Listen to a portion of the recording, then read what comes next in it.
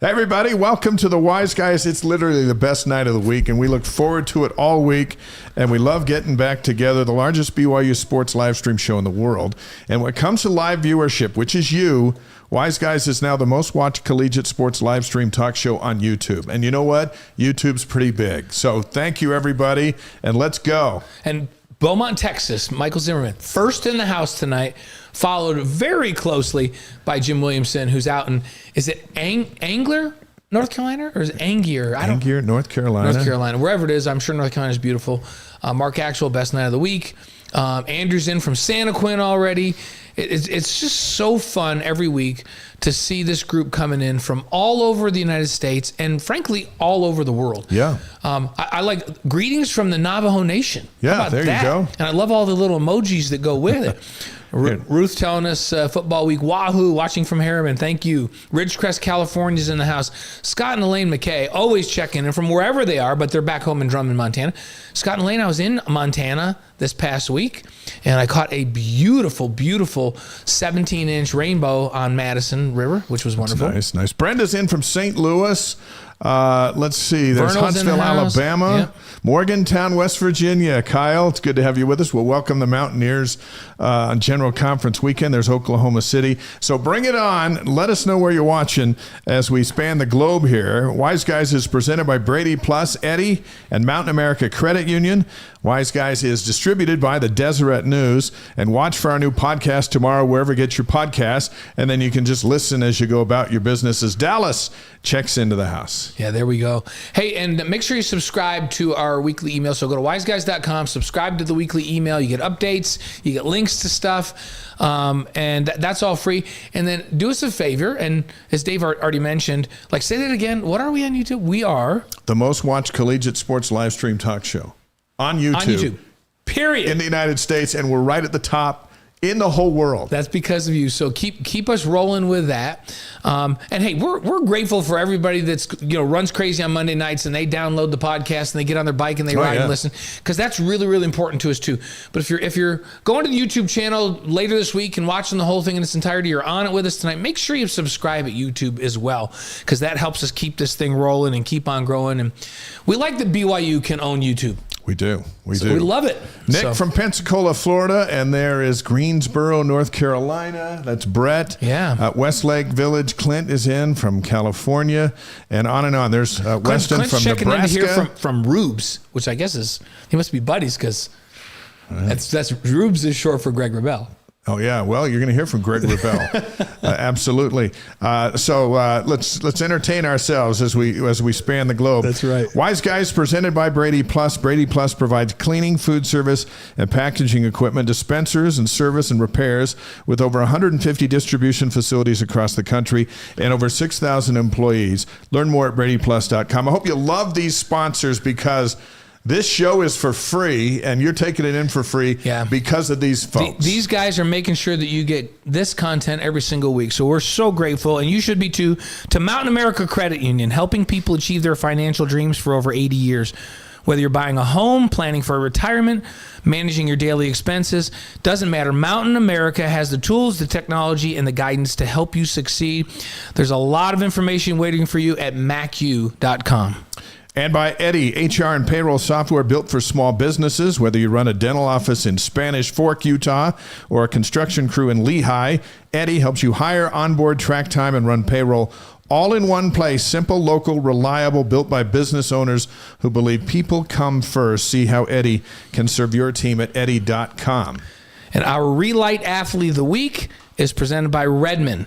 The secret is in the salt. Learn what it can do for you at Redmond.com. You know what? I'm drinking my Relight every day now. Nice. Are you feeling the effects? I'm actually feeling a lot better. I'm much better hydrated. So yes, I've been drinking my Relight every day. So that's cool. And let's not forget that Wise Guys is distributed by the Deseret News and Deseret.com. That's Utah's newspaper since 1850. who you happen to write for. That's right. I'm going to have a cool story later tonight or tomorrow morning called Portland State is the Peter McNeely for BYU football. Peter McNeely was the guy Mike Tyson destroyed in 89 seconds in his first fight after a 4-year layoff. And there was a purpose behind it, even though it was a gross mismatch. And so here comes Portland State. They are the Peter McNeely for BYU great football. Article. So look for that one a bit later on. It's game week. You know, this whole show for so long has been talking about how many weeks until it's game week. And now game week is finally here. And we're going to hear from head coach Kalani Sitake in just a couple of minutes. Yes, we are. Hey, Dick Circuit in the house. I'm hoping this is the Dick Circuit that we've known forever and ever. Your dad knew Dick Circuit. From the Cougar Club? I would like to think it is. And Dick Circuit was the executive director of the Holiday Bowl for a number of years and was close to your dad back in the old days and close to all of us. So if that's the Dick, if it's not the same Dick Circuit, we still love you. You're related to another great guy. But if you are, then we're so excited to have you on the chat with us tonight. We're also going to hear from Bear Bachmeier for a couple of minutes. So Kalani and Bear, and then of course we're going to hear the voice of the Cougars. Greg Wrubell, and evidently if you're close to him, you call him Rubes. He'll join us. He'll be in studio sitting right here next to me, Greg Wrubell. Women's volleyball opens their season on Friday. Head coach Heather Olmstead is going to join the show tonight. We are so excited about that. And we've got the Relight Athlete of the Week, and we're going to put the new kid in town in the spotlight. I wonder who that could be. You'll see. Who could be the new kid in town? And hey, by the way, Cougar Board has a new initiative. It is called No Empty Seats. All right. And I like the whole concept. So it's designed to help fans get tickets to BYU football and basketball games. We'll talk about how that works. I want to make sure that all the arenas are always full. And we'll have representative from Cougar Board on a little bit later to help us figure that out. That'll be good. Scott's in from Richland, Washington, and I see Alan in from Apple Valley, California. Yeah. I saw Kyle there from Wyoming, and David in Oregon. And Richard Circuit says yes. So Dick Circuit, good to have you with us. We get like some famous people on the chat, so make sure you chime in. And so good to hear from you, and we're glad you're following this. So here we are. Let us know, everybody, on the stream, how you feel about it. It's the 101st year of BYU football, and it's game week. And it is Portland State. It was 0-1 coming to Provo on Saturday. BYU Sports Nation Game Day starts at 4 Mountain Time on BYU TV and ESPN+. First hour live inside Cougar Canyon. And, I drove by there today, and you know what I saw? It was all set up. Our set was going on. There we go. The whole crew is out there. I get the chills when I drive by, and I know it's that close. It's like the rock band's about to. The band will be back together on Saturday. Yeah, but I hope they have those cooler Mr. things going on. I know it's only supposed to be 83. It's going to be perfect. But it gets hot up there in those lights. So we're going to have interviews with Kalani Sitake and Bear Bachmeier on that. The second hour is live inside of LaVell Edwards Stadium with exclusive warm-ups coverage. We're right there. We're going to take you inside. We'll be on our perch right there. I love that part of the show because we show the warm-ups. Southwest corner of the end zone. We have a set they can see right out on the field, and we show all the warm-ups. Yeah. And Belo and David Nixon, Austin Colley, they'll join Blaine and myself and Spencer down on the field and around and about, and it's just going to be awesome. And then Portland State and BYU, they're going to kick it off at 6 p.m. Mountain Time on ESPN+. We have the halftime show. Yeah. I didn't realize that until today. I got the notice. Hey, you guys, the halftime show. Yeah, so we'll do the halftime show for ESPN+, along with our pre- and post-game show, and then we'll come back for that post-game show. As soon as that game's over, come back to BYU TV, and we'll do the post-game show, and we'll break it all down. Night. We'll go deep into the night. We'll break it all down. So post-game shows, I should put a note here. Our post-game shows this year are all on the app, on the BYU TV app. That means you can get it on your phone, your computer, any of your devices. So not BYU TV for the post game. We're always going to be on the app. Think of it as convenient. BYU TV. Hey, you could drive home and have somebody on the iPad and listening to it, or just listening to it on Apple Play. Is that what it's called in your car? Maybe. CarPlay and Apple. Maybe it is. Yeah, Apple CarPlay. Yeah. Yeah. All right. There's Covina, California. Russell is on the stream, and if you have a question for Greg Wrubell, send it to us on the stream. We'll try to get to all those. He'll be with us in just a little bit. The stadium, I hear, is close to selling out. Not quite there. But if you're close to selling out Portland State, you know what? More power to you. People are pretty excited to see this new quarterback. And BYU's favored by 43.5 points, Dave. Wow. That's up. Remember last week it was 34 or so? 43.5. Partly because Portland State just lost to Tarleton State 42-0 in their opener last week in week 0. Yeah. And here... I don't know if we've been a 43 point and before you go like, oh my gosh, Tarleton, never heard of. Well, Tarleton's number 8 in the country in FCS. It's a team down in Texas that's very, very good. So it's one of the top FCS teams in the country, but still. They destroyed Portland State. But still, they destroyed them. They had 453 yards of total offense against Portland State. They averaged 7.9 yards a carry. And they had 301 yards rushing for Pete's sakes. And they didn't really throw it that much, right? They only had 152 yards passing, did Tarleton State. So we'll talk a little bit more about that when we get to my keys. It's a perfect opportunity for BYU. BYU, this is, if you're going to play a freshman quarterback, this is the team you want to play. This is it. And these are the circumstances. Weather, sunny, high Saturdays, 83 is all. Thank goodness. The low is 65, so right around second half, we're going to be in the 70s. With the lights on under perfect conditions. Cougars will be in Navy helmets, Navy jerseys, white pants with the Navy trim, which really pops under the lights. I think it's sharp. So, and so I, like, knowing that, I threw my Navy Nikes in with some towels today and washed my Navy sneaks. That's good. So I want to try to like match up with what the guys are wearing while we're on set. So on Mondays, Kalani Sitake and a few of the Cougars address the media. And with Wise Guys on Monday, it's perfect for us. So we wanted to play Kalani's opening comments to the media. First time this season now as he's come out and addressed really an opponent as they prepare for the season opener. We're going to hear from Bear Bachmeier in a few minutes too. But DJ, if you got it ready, let's hear from Coach Sitake and then we'll react to what he said. Well, we're game week and I'm excited. So, it was a lot of fun watching football over the weekend, and I think there's a lot of really cool matchups coming up this week. Just really excited that we get back to, what we know, and that's prep for the opponent and get everything rolling and be within a week of the game day. So I don't think school starts yet, so there's no excuse for anybody not being on time to the game. It'd be a lot of fun. But really, looking at our opportunities as a team to perform at our best, regardless who the opponent. The opponent happens to be Portland State. We have a lot of respect for them. Bruce Barnum is a well-known coach, has a great reputation, and has done a great job as a leader, as a coach for decades. And so I have a lot of respect for him and how he does his job. I've had a lot of interactions and have met him on the field as an opponent many times, and so he always has his team ready. I think you look at Portland State, they played a nationally ranked team, the FCS level in Tarleton State last week, and it didn't go well for them. But the thing that as you can see, that they played a variety of players at quarterback, and they have they've just been using a lot of different sets. It's good to get on film, but their tendencies aren't going to be shown on one game. But they do have the leg up on having a game under their belt now, and we're still hoping that our guys show up and do their best right away, but you just never know. And so I think that's something that I've said this before, and I'll say it again next week, that you make a lot of improvement from week 1 to week 2. And so we imagine that they're going to come in here ready to play. They have nothing to lose. They got to give us the best shot.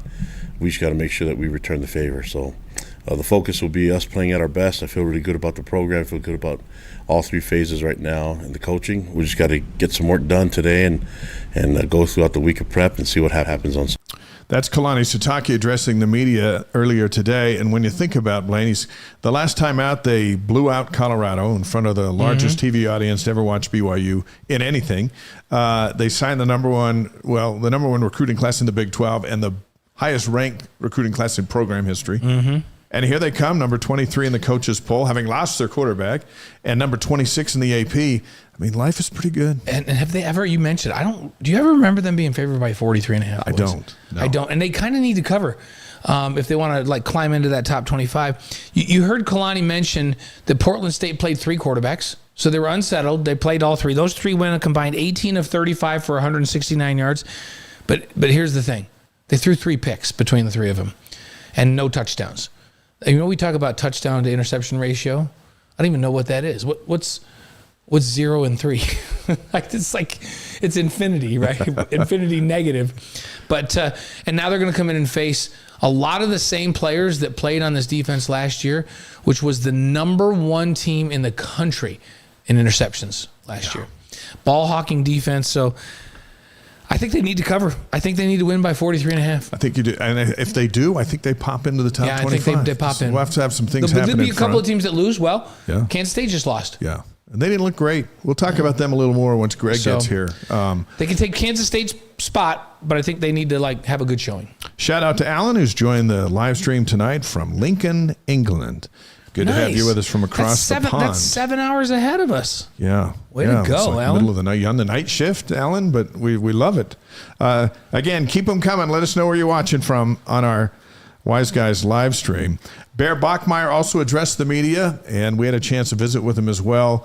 We'll give our some thoughts on Bear in a moment, but let's listen to what Bear had to say. And unlike Kalani, where he came out with a statement and all that stuff, Bear just came out and said, all right, ask me some questions. What do you want to know? So we'll hear the reporters' questions a bit too, but for a few minutes here, for many of you, here's the first time you've heard Bear Bachmeier.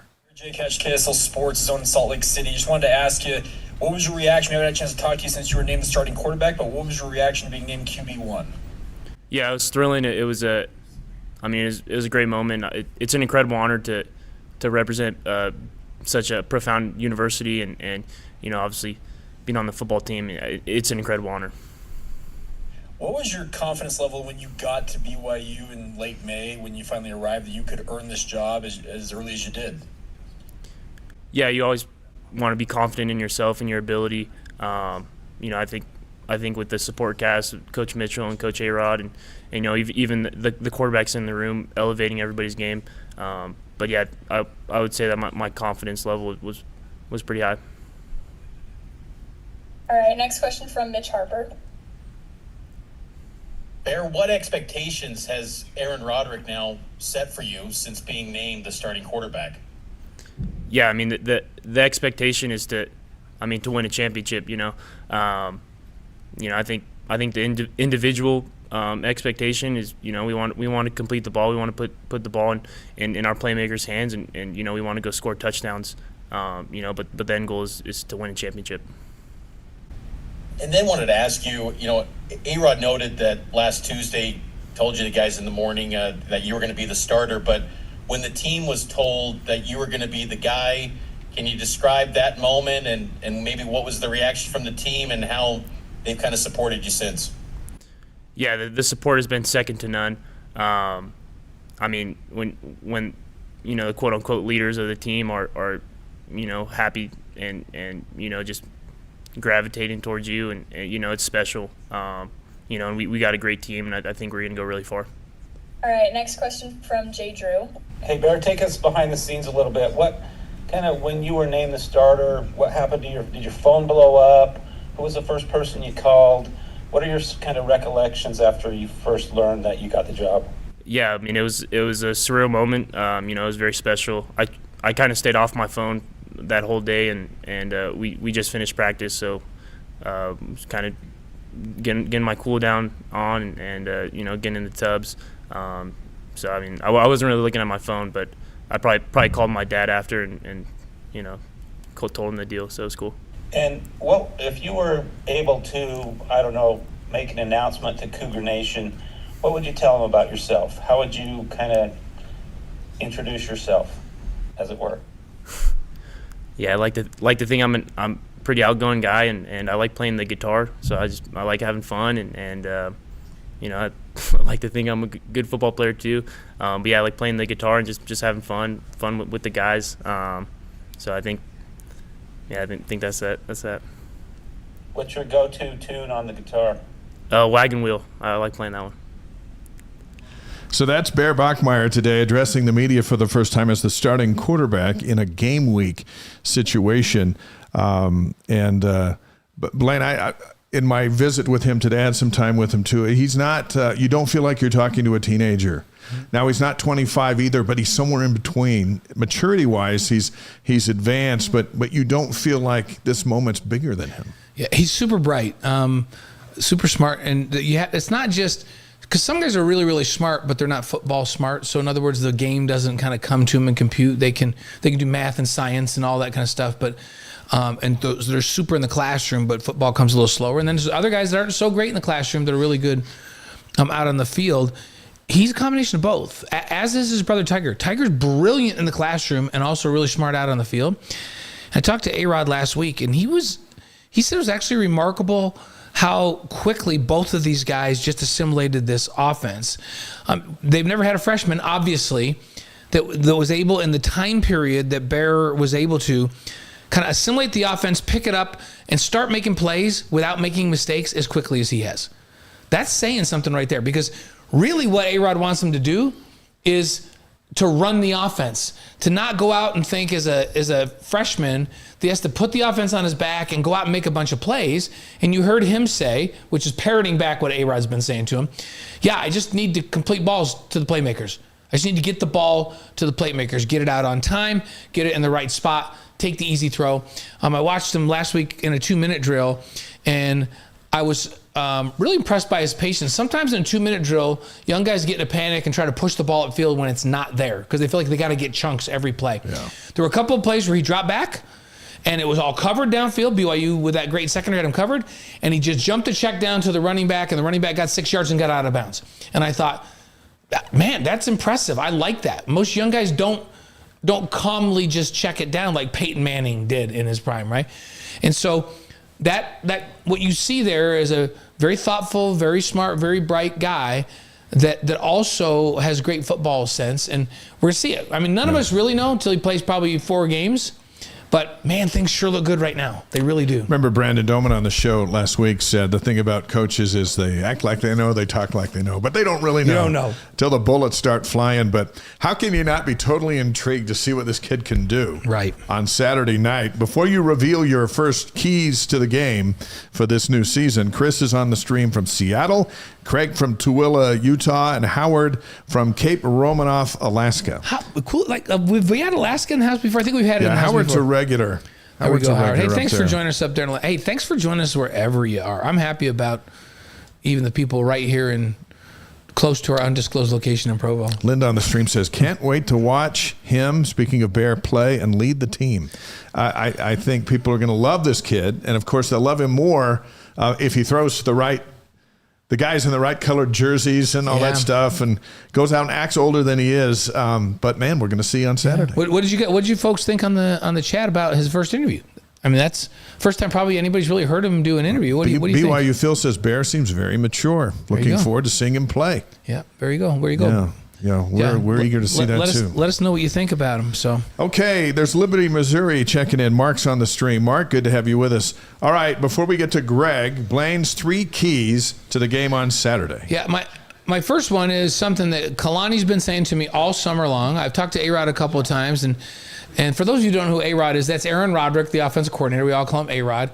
Evidently, we're supposed to call Greg Rubes now. I didn't know this. I didn't know we were in the Rubes club. So, but we'll ask him. We'll ask him if he'll let us in. I didn't know that people call you Rubes, but maybe he'll let us in that inner circle. Yeah, I've known him forever, his whole life, and he never told me to call him Rubes. So I'm a little taken back by that. But anyhow, the theme has been the same.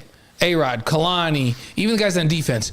Man, we need whoever the quarterback is to just do one thing: take care of the ball. Take care of the ball. So the number one key in this game is for the new quarterback or whoever plays at quarterback, even if it's in the 3rd and 4th quarter and the other guys are in, to show that they can manage the game and take care of the ball. Number one. All right. Number 2, develop the pass game.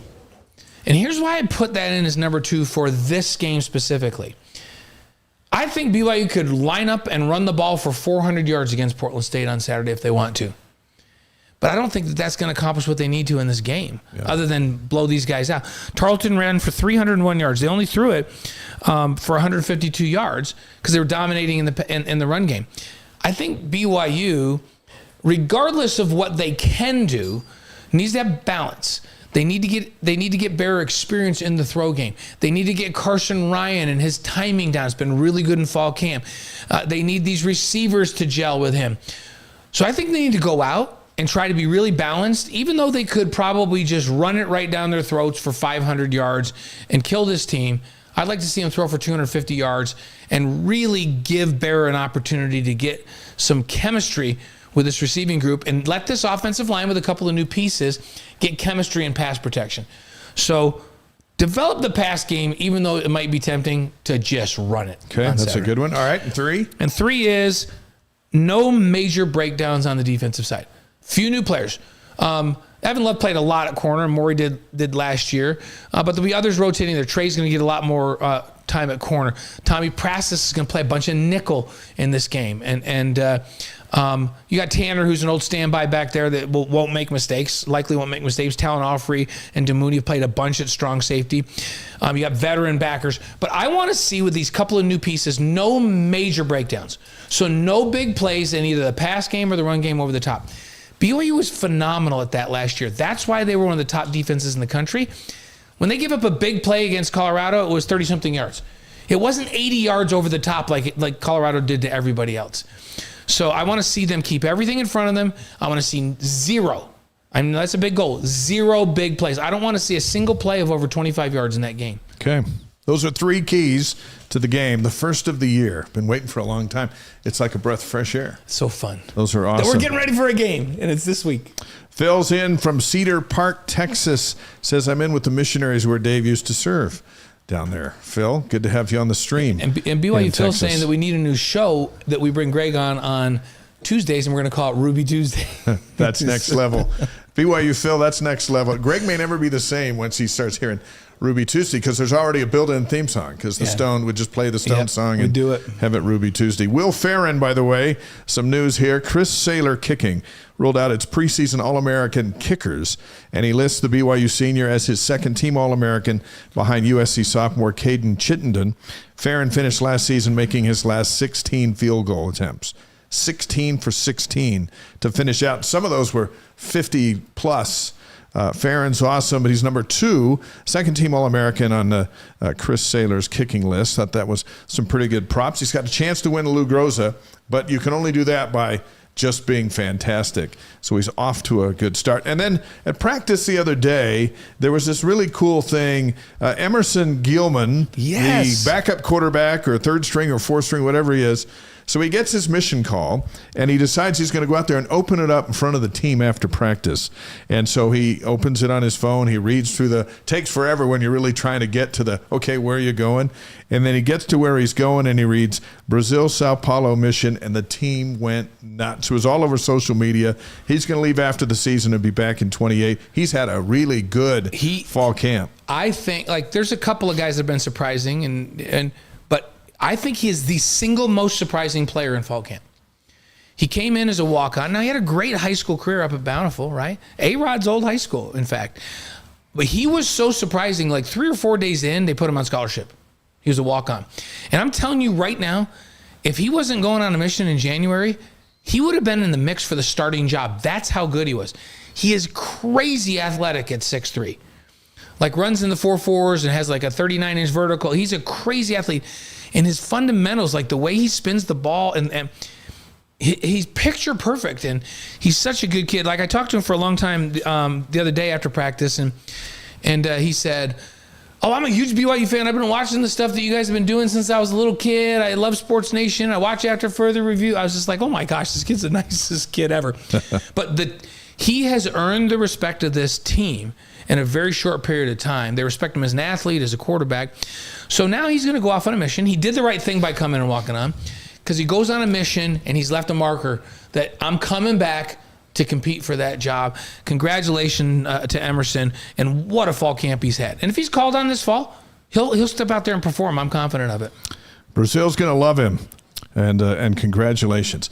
David's in on the stream from Houston. Trent's in from all the way in North Orem. There you go. Brett is in from Melissa, Texas, and TR Play is in from Cochran, Georgia, where he says where Kevin Young got his start. There you go. Wow. So we're well represented in the South tonight. This is fantastic. Yeah. By the way, join us tomorrow for After Further Review on the BYU TV app. We're going to spotlight some of the key offensive players for BYU this season. Chase Roberts and company. We'll also take a look at Portland State. It's Blaine and it's Brian Logan tomorrow, and myself, 5 o'clock Mountain Time, After Further Review on the BYU TV app, and then it just stays there forever, so you can watch it whenever you want. Whenever it's convenient. A check-in from Jackson, Florida, as Brett is in on the stream. All of this as the world gathers for our first guest tonight. who's coming in from the green room as we speak. Yes, the green room's really close. He is just days away from beginning his 24th season as the voice of BYU football on BYU Radio, succeeding the legendary Paul James. In the lifetime of most BYU fans, there's only been Paul and Greg calling the Cougars on the radio. So you got that going for you, which is nice. Welcome to the show.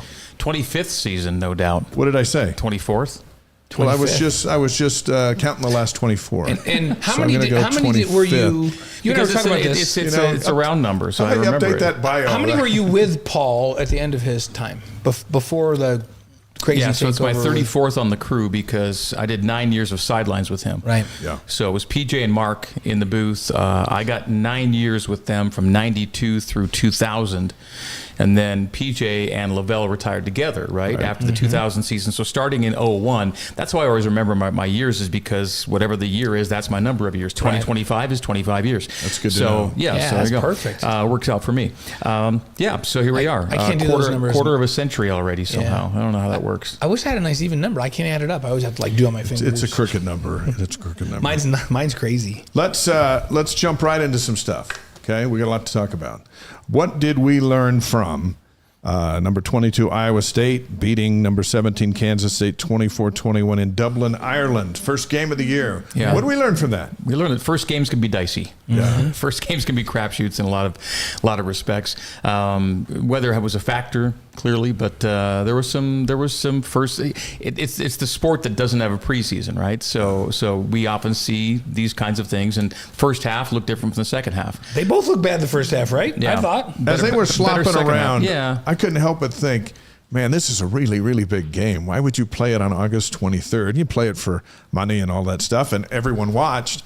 But they didn't look like contenders. We know they are, but they didn't look like contenders. Well, it's early, but we're gonna have to look back on this in November when it really matters and go, remember that game back in the rain in Dublin? How big that is now? That kind of thing. Yeah, because K-State's gonna look back and go, that wasn't the best version of us, and that fourth down call when it came, you may want to do that again. If it were later in the season, they might have thought about that call differently. I think the early part of the fact that it came so early maybe affected how they played the game in a lot of ways too. But it was an opener. Wasn't it weird? The last time they played was the night of the BYU Houston game, so it was the last Saturday. regular season game. It was freezing cold, and I think they played at Ames, and we needed Kansas State to win, and they played like crap, it was freezing cold here, and so they picked up right where they left off. Only it was 60 instead of 13. And then BYU needed, prior to that, they needed Utah to beat Iowa State, and that didn't happen either. No, right. No. Yeah, nobody came through for BYU. No. All right, what did we learn? Hawaii 23, Stanford 20. Warriors win on a last-second field goal. What do we learn about Stanford? Yeah. I didn't see... I was calling a soccer game that night, and so I was just kind of tracking the score and haven't gone into the video of that game yet. I just know evidently there was some clock mismanagement maybe at the end of the game by Stanford that allowed Hawaii to get a second possession to kick a field goal at the end. It's a Frank Reich-led team under GM Andrew Luck. And he's the interim coach that if things go well, he might see this as a long-term thing. But I don't know where his head is right now in terms of if this is a long-term deal or not. I think what we saw was this is a work in progress. They had so many people transfer out, and when Troy got fired, and when you name an interim, it's not like, hey, open the gates, everybody wants to come, right? And so I think it's a work in progress. And Frank spent a lot of time in the NFL. College timing rules and everything are different. So I think it's better that BYU plays them in week 2 than week 8 or 9. They look like Stanford in the uniforms, but they didn't play like what we're. They have athletes, but it's a work in progress. Now they'll have a week off before they play BYU. They're done till BYU now, right? They're going to rest up and figure things out for Provo, but that's it for them. What about Kansas 31, Fresno State 7? Jalen Daniels looked good again, 3 TD passes. When Jalen Daniels is right, health wise, look out. And they're going to be awfully tough at home. They got their new stadium, and they were all jacked up. And BYU skips both Kansas teams this year. This is a good year 2 of the to 3 that. teams that they play this past BYU weekend. doesn't play won't see 4 of the preseason top 6. So everybody talks about this favorable schedule. What do you make of that? I guess I want to say I don't No, because last year what we thought would be a favorable or unfavorable schedule didn't turn out to be that way at all. So I still think we're guessing in a lot of ways. Yeah. Tarleton State 42, Portland State nothing. What did we learn in that game? Portland State probably should have scored some points. They missed a long field goal, missed a short field goal, turned it over 4 times. They were probably better than a 0 that day. That said, Tarleton State, looked like a top 10 FCS team, which is what they are. A lot to like about Tarleton State, and Portland State I thought was a little better than the 0, but not a ton. We're going to get to your storylines for Saturday in just a bit. The postseason projections. Brad Crawford of CBS Sports came out with some. We thought we'd throw them out for discussion and also on the stream. So this is how he sees things going, and the way it looked, it didn't look like. He might be right. We'll just see. But everyone seems to love Texas Tech. He's got them in the playoff. Well, money talks, right? They spent a lot of money, Everyone's right? expecting that to pay dividends in Lubbock. The amount of money they've poured into that program. Plus, they have a good football coach with some good people around. But, that's where the expectation is right now, which makes that Utah. Well, they open with Utah, right? Yeah. That's their first. So, and Utah is seen as one of those teams, too, that despite the record last year and no Big 12 home wins last year at Rice Eccles, everyone still thinks that Utah is the bounce-back team, because of Kyle Whittingham. Like, this will never happen 2 years in a row. So, Utah suddenly, after a losing season, has a lot of preseason pub as a top 25 team or a Big 12 contender. Well, let's see. I think that first game with Texas Tech becomes an early separator. Yeah. He also had BYU and Arizona State in the Alamo Bowl. At BYU going to return visit to the Alamo Bowl against Arizona State. What do you make of that? Is this the second and final year of the Legacy Bowl situation? Yeah, So Pac-12. it could happen, right? For that reason. That would be a fun game. In the I would Alamo rather have Bowl them in against college football playoff, but that's not a bad place to go, right? Both would be bummed out to not be in Arlington, and BYU's already played that card. So I'm hoping this is the year that, having gotten that close, they can go over the edge this year. They did tie for their best regular season record in the Big 12 last year. BYU did, and just lost out on the tiebreaker. Yeah. So I think they'd be disappointed to not be in Arlington. But that'd be a fun game because they don't play each other in the regular season. Another prime time, a big payday. For the Pop-Tarts Bowl, he's got Iowa State and SMU, which is another intriguing matchup. Yeah, SMU was a game that never gave BYU as much credit as it should have gotten last year, I thought. Yeah. All the way to the end. Yeah. And then he's got Baylor and Iowa in the Guarantee Rate Bowl, and Utah and Tulane with Jake Retzlaff, which is interesting. Yeah, right? in the Independence Bowl. Has he been officially named the starter? I heard it was, the last I'd heard is that he was going to be, and the other guy got hurt. We haven't heard the official yet. Yeah. So he's planning on playing against Northwestern on something Saturday. else. Yeah. I mean, to be able to move from one program to another that late in the year and still find yourself as a starting quarterback, everything's got to break just right. Just like how everything broke right for BYU to get Bear Bachmeier, who they would have loved to have out of high school. Yeah, absolutely. So it's interesting. So Brad Crawford, and CBS has been maybe one of the least kind of the networks to BYU in terms of rankings and that kind of stuff. But he's got Texas Tech, BYU and Arizona State, Iowa State, Baylor, and Utah as the kind of teams that he's got pegged for the... Is that a half dozen you just named right there? Yeah. So, Voice of the Cougars, Greg Wrubell on the Wise Guys tonight, presented by Brady Plus, Eddie, and by Mountain America Credit Union.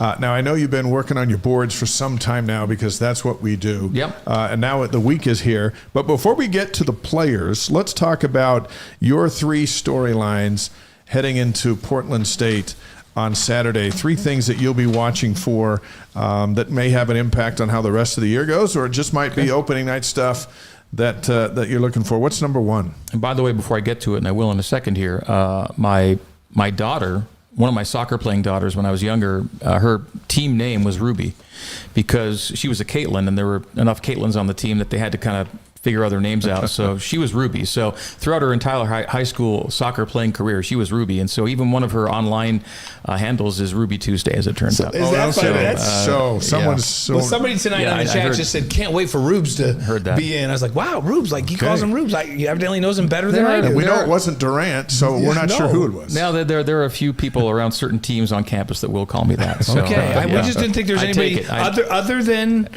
your cohort in crime that's come on the show many, many times.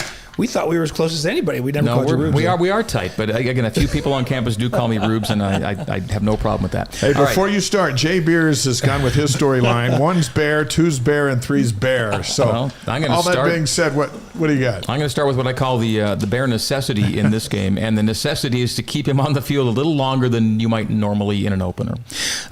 If this were a senior starting quarterback and you take a comfortable lead against Portland State, get him out, get the other guys reps. Well, as it turns out, Bear's the guy that needs the reps. So I think there's a necessity in this game, more than others, to actually keep him in there a little longer because he could benefit from every snap he gets, even if he is handing it off, and even if BYU is running for 400 yards. And by the way, you mentioned 250 passing. I'll take 250 passing as long as it comes with 300 or more rushing. Right. Then that could be that kind of day.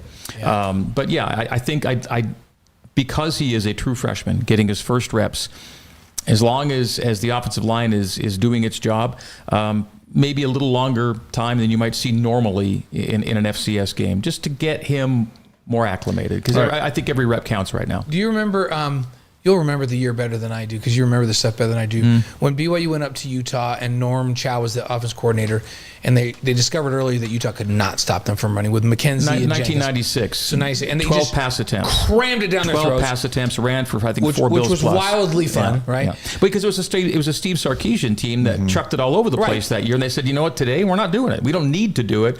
We're going to win the game this way. I think Steve was 7 for 12 or something like that that day. Yeah, it was crazy. Yeah. But I thought to that game, and I thought, you could do that, and you could probably have Bear throw it 6 times and win going away. I want him to throw it 25 times. I did hear times. that too. Yes, right. I don't want him to just pocket it, right? But I want to see the run game get on track, because Aaron talked about it today on Coordinator's Corner. We ran the ball okay toward the end of the year. He wants to start running it well. And I just think this is going to be a game when every running back who gets in is going to get some heavy workload. I want to see balance out there. Yeah. Again, I'll take a good passing number, but I want to see a big running number as well. Yeah. So, all right, before you get to number 2, when you wrote down Bear Necessity, did you not sing the song in your head? We can't not do it. Are they going to play that at LaVell Edwards Stadium? Will they be playing that song? On touchdowns. All right, number 2, health is wealth.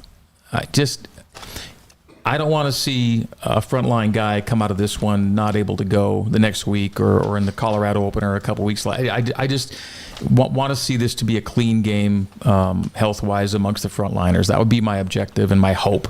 You can't tell, it's football, but all things considered, against an FCS opponent, maybe a day to hopefully explore some depth. And it's talented depth. I mean, the deeper you get into the Big 12, your depth is better, right? So I just want to make sure that the main guys stay the main guys by the end of the day. So health is wealth, key number 2. And key number 3, take care of business. What do I mean by that? Well, BYU has played 19 FCS games all time. Okay, they're 19-0, not surprisingly. The average score in those games is 48-10. Okay?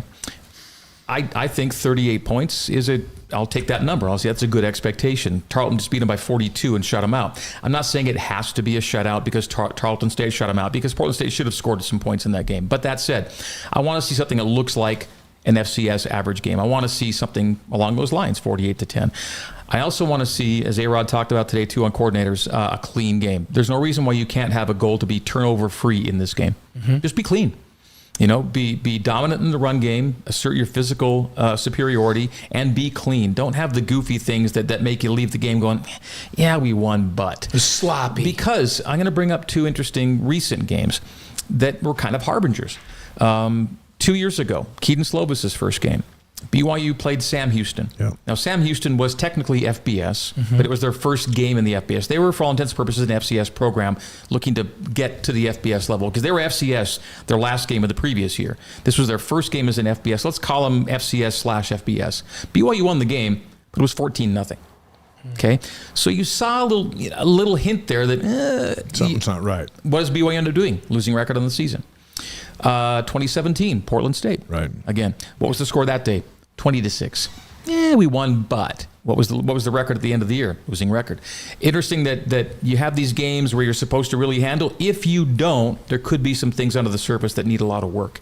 And if you do play well or expectedly well, last year, Southern Illinois scored in the 40s, allowed 10, great year, 11 wins. I think I had to go most recent to that was Northern Iowa in the Bronco era. Good Northern Iowa team. Right. Scored 40-odd, beat them 47-10, similar deal. Winning record, 10 wins. I'm not saying it's everything. I'm just saying it's a bit of a barometer. You should do what you're expected to do against FCS. And if you don't, there could be some things that might be a trouble spot down the line. Just something to note. They started out last week. We don't talk about betting lines very often, but this is so intriguing. Last week, they were a 34-point favorite after the Tarleton game. Now they're a 43.5-point favorite.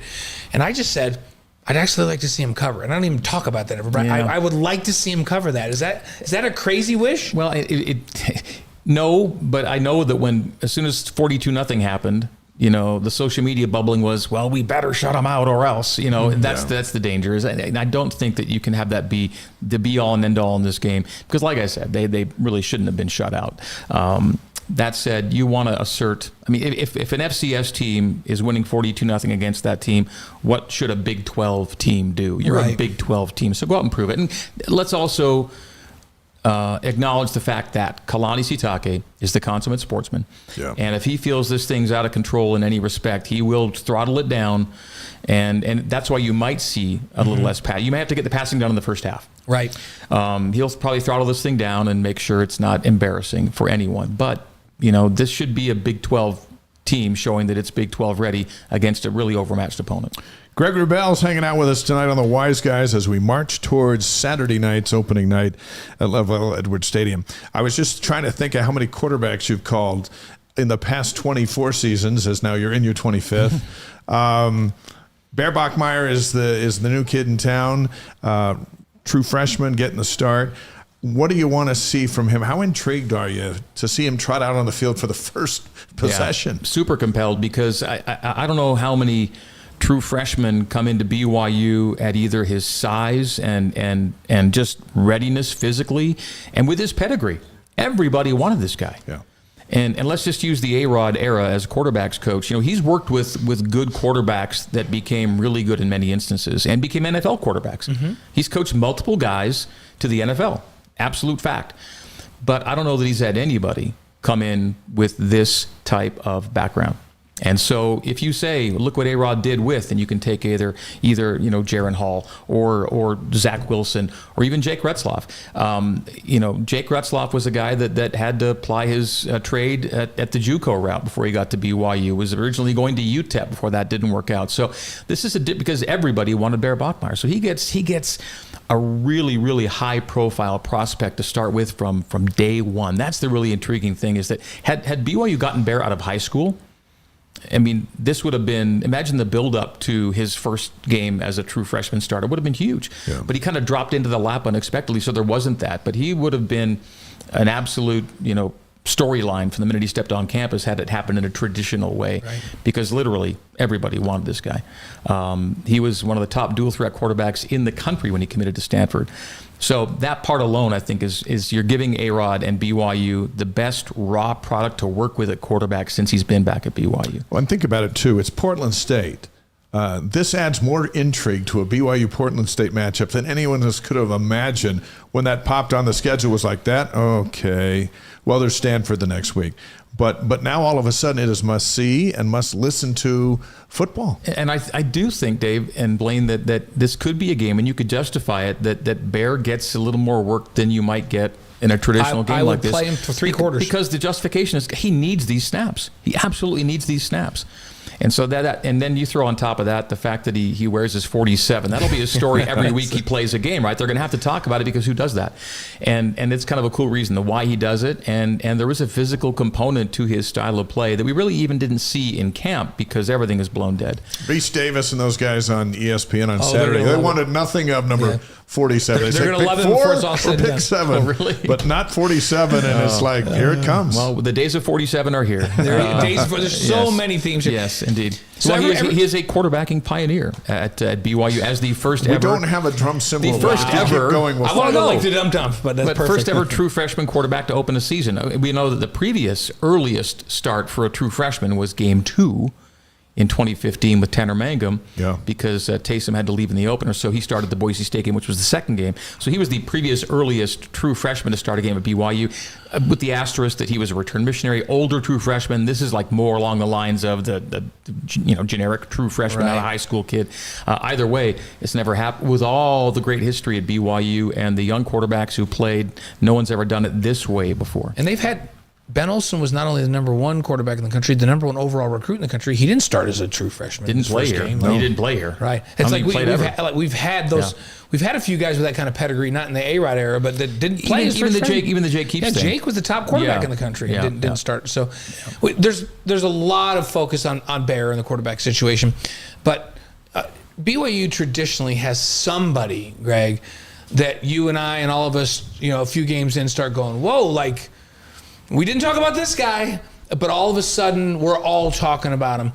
And sometimes it's a special teams guy, sometimes it's an offensive guy, defensive guy. Yeah. Do you see one of those in the back of your mind that you go, okay, in 5 weeks everybody's going to know who this person is? It could be Cody Hagan.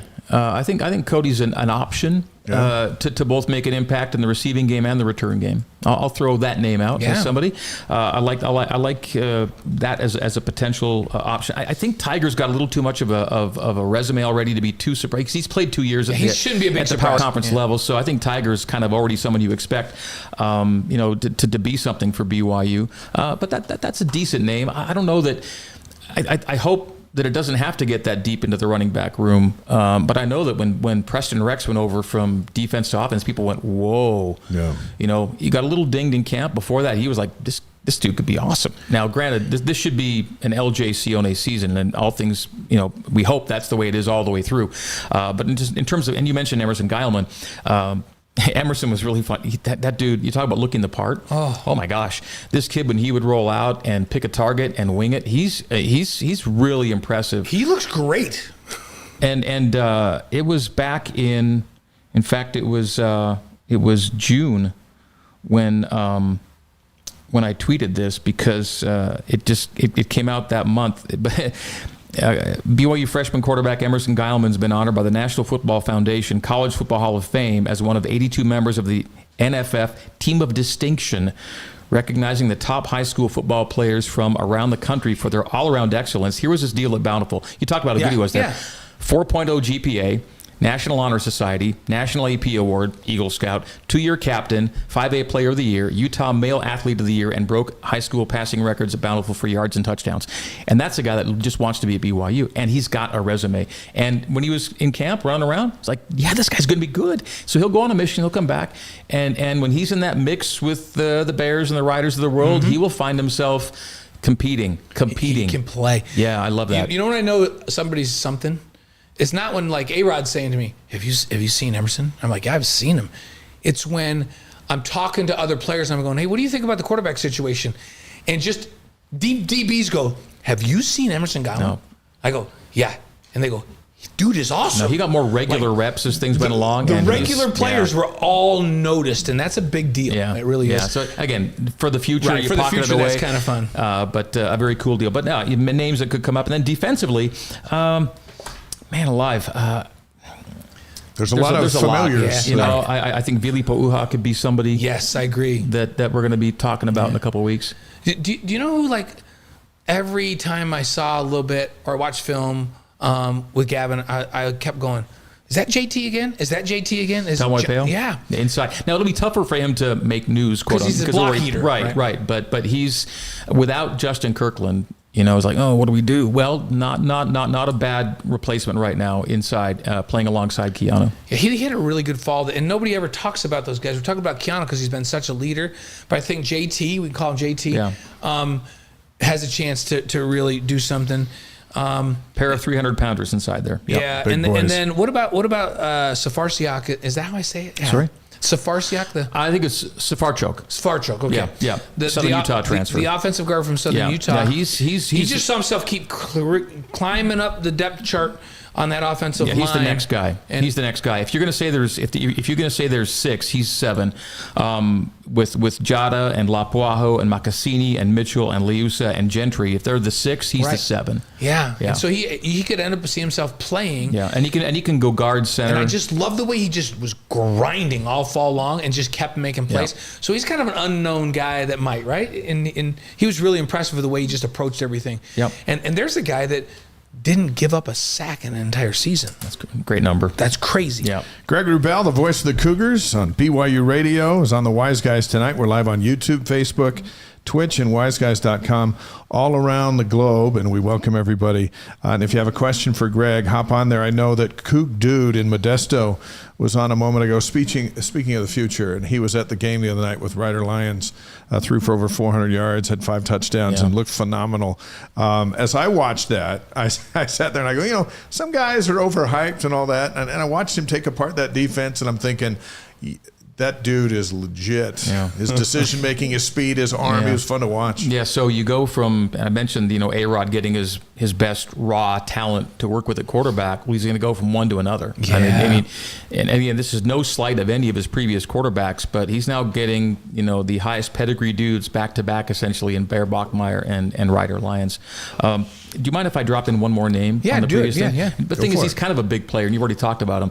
But I will not be unhappy if Carson Ryan is the leading or second leading receiver on this team this year. He's been phenomenal. Yeah, I think he could have that kind of year. I think the tight end could be back at BYU. Needs to be back. He's really good. And I'll say this, I don't know, and you've seen him too. If I'm going to take a person that improved the most from the beginning of spring ball this year to now, it's him hands down. Like, he doesn't even look like the same guy. His body's not even the same body. So let's give some credit to that strength and conditioning staff, and for him to buying in and saying, okay, help me maybe get a little thinner. I feel like, I don't know what UCLA and Utah do with him. I think they maybe put him on the powerlifting team for those times.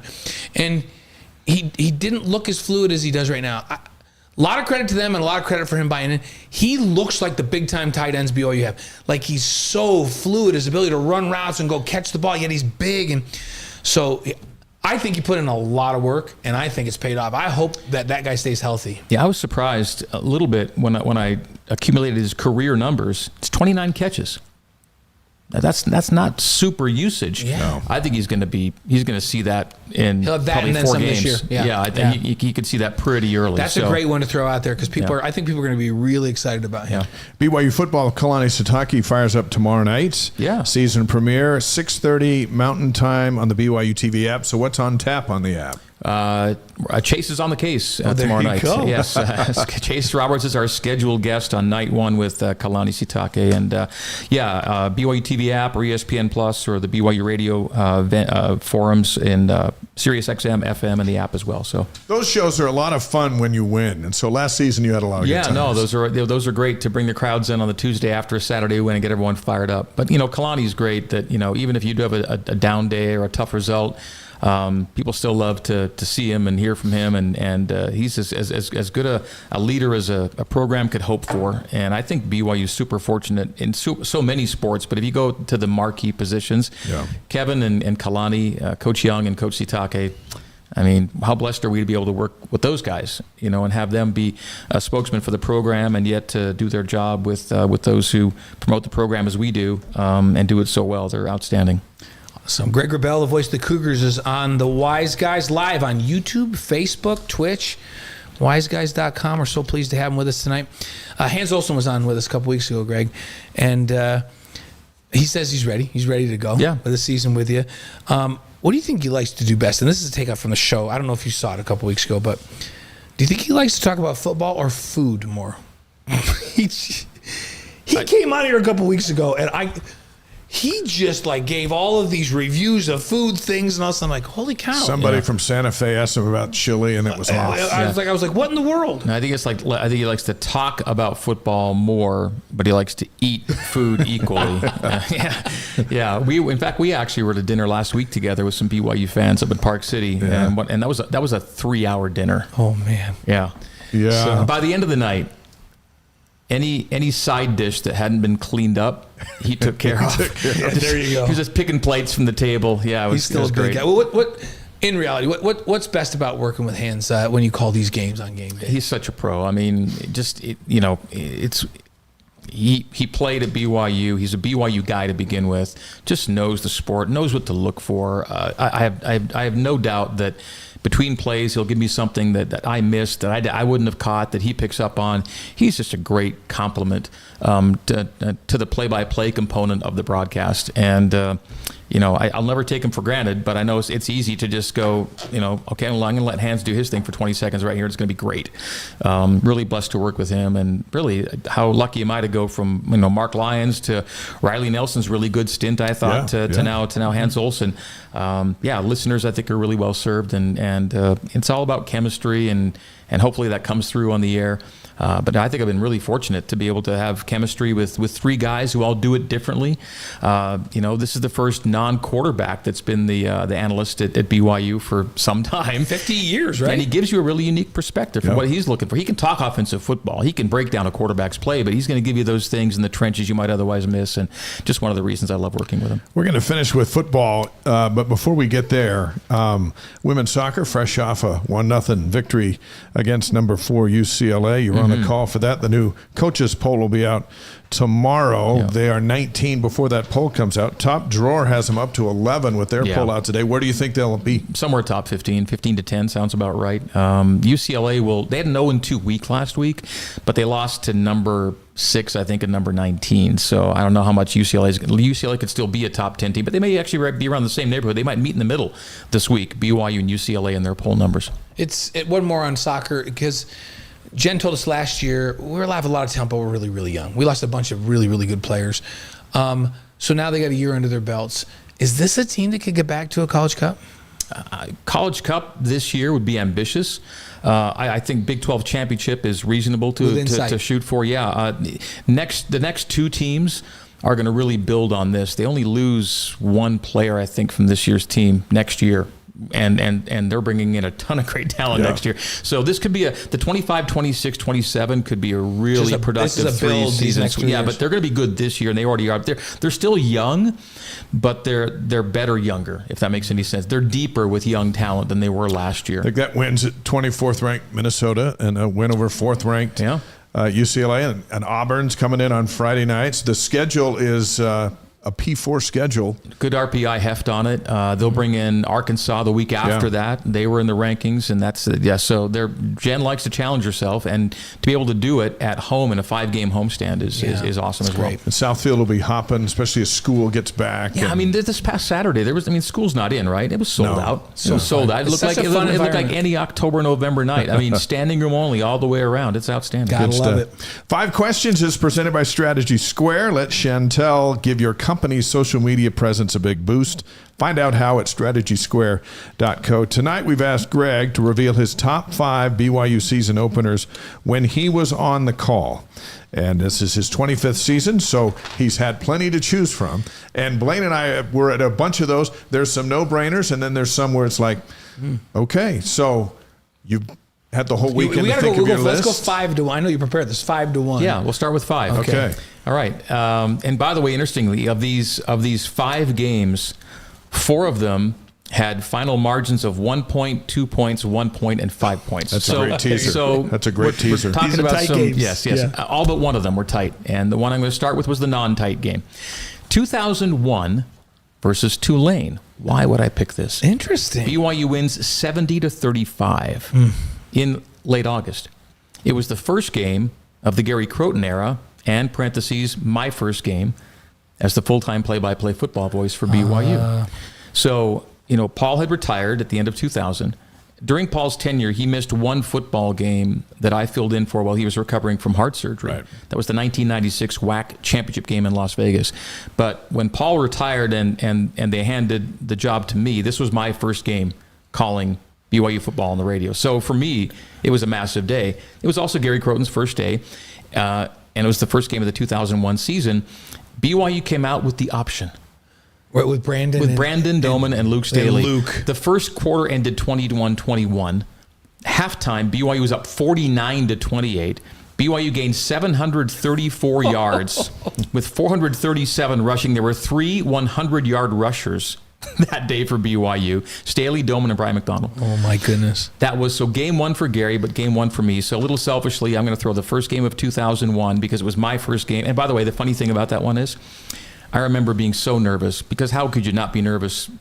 You know, this is the first game without Paul James in 35 years, basically. So they're all listening for this kid. Yeah, how's this guy going to do? And my biggest worry was, you know, what's my touchdown call going to be? How am I going to call a touchdown? And there were 10 touchdowns for BYU that day and 5 for Tulane. I was doing nothing but calling touchdowns all game. I don't even know what I said. So BYU didn't even attempt a field goal in that game, did they? I don't think they did. I think it was all touchdowns. Yes. Both teams have all touchdowns. Wow. What I'm seeing through all that is you were really tired when it was over. And By the end of it. That was the start of a big roll that year too, right? Well, yeah, they ended up going 12-0, right? Yeah. So, and I think it was on my birthday. I think the game was on my birthday as well. That was Brandon was on the show last week. That was, and we talked about this. That was his first opening day start. Yeah, at BYU. Because he finished. We all know how he finished the 2000 season, but then he opens 2000. He starts 12-0, and he did it again. They were running an option where we weren't really seeing that. This was Gary Croton broke out a new offense for BYU that day. So that was interesting in a lot of ways because there was so much going on, and so 70 points. Very we'll take fun. that. That's Okay. 5. All Number right. 4, 2011 at Ole Miss. BYU wins 14-13. And this is another first. A lot of firsts here. I know their first games of the season, but this was the first game of independence Oh, yeah. for BYU. They trailed 13-0 in the fourth quarter. Jay Keeps throws a touchdown pass with 10 minutes left, and then the strip sack and score on a 3rd and 27 from Kyle Van Noy. Man. BYU scores the winning touchdown with KVN rolling into the end zone after the strip sack. They go score 14 unanswered. They win it 14-13 to open the 2011 season. That was big. And that wasn't and Kyle single-handedly took over that San Diego State game. At the end, yeah. It was So insane. it's like, who can do that on defense? KVN. That Mississippi game was cool because it's like, how are they going to get the ball back, right? Had Van Noy not done what he did, they were a first down from what just felt like they were just going to run it out. And what's interesting is had Ole Miss, now they were leading 3rd and 27, how many coaches just go draw and run And 4 punt it. yards? Exactly. They Punt it. didn't. They gave Zach Stout a deep, deep drop that gave Kyle the angle he needed to strip it and knock it. Again, had they just played conservatively, who knows if BYU drives to win that game. That's so great. they gave KVN a chance, and he took advantage of it. That's number 4. That's a for good me. one. 11. That's a good one. All right, number 3 for me, another first. First game of the Kalani Sitake era. Arizona, down in Glendale. BYU wins 18-16 on a last-second field goal from Jake Oldroyd, the freshman that nobody knew about. 8 seconds remaining. Kid with the green shoes comes in. Most of the players didn't know who he was. And he hit the game-winning field goal to give Kalani his first win in his first game as BYU head coach. Was Jake on your player board? I think he was. So you knew he was coming? I think I knew he was 'Cause coming. I'm not sure he knew he was coming until. And then of course after the game we learned the story. But he was out there in the green shoes that he had from high school, and so so that 18-16, you're down with 8 seconds to go. You win with the game-winning field with the kid nobody knew. That's number 3. And how about just as a footnote to that? That stadium, I was down there on the sideline working for us. That stadium was packed, and it was about 60-40 BYU. over in Arizona's home state? Right. And when the team Yeah. ran out, you felt the difference. And then when they made that kick, you thought you were here. Yeah. It's crazy. And that So was fun. game number 1 for Kalani. So interestingly, a lot of these things have a lot of firsts attached to them. Yeah. And here we go, another first. Number now, 2. there'd be some debate between 2 and 1 for me, and I actually flip-flopped on this one. But I'm going to go with number 2 being 2009 against number 3 Oklahoma down in Jerry World. This was also a first college game in Cowboys, now Right. AT&T Stadium. Yeah. BYU's ranked 20th as well, so they were good, right? That was a Max Hall senior season team. First win over a top 3 team, though, in 19 years. BYU wins at 14-13, 3 minutes to go. McKay Jacobson from Max Hall at the far end zone away from me. I could barely see who caught it. I was kind of guessing. I was hoping I was right. And it was 14-13, the final. BYU knocks off Sam Bradford and number 3 Oklahoma in Dallas or Arlington to open the 2009 season. What linebacker made the play of the game? Colby Clausen, Knocked out Sam Bradford. who's now on staff. Yes, he is. He's over all of the Helping to sports make him big and performance. strong. Yep, that's right. Great.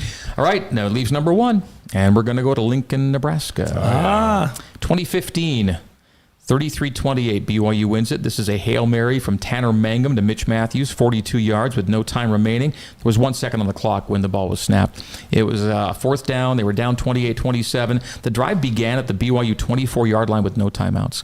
Taysom Hill. And I had to actually remind myself of this. I keep remembering Taysom Hill getting hurt on the touchdown run in the second quarter. Right. He didn't leave the game till the fourth quarter. Right. In my head, I was thinking he scored the touchdown and then he was soon gone. No. He left for 3 plays.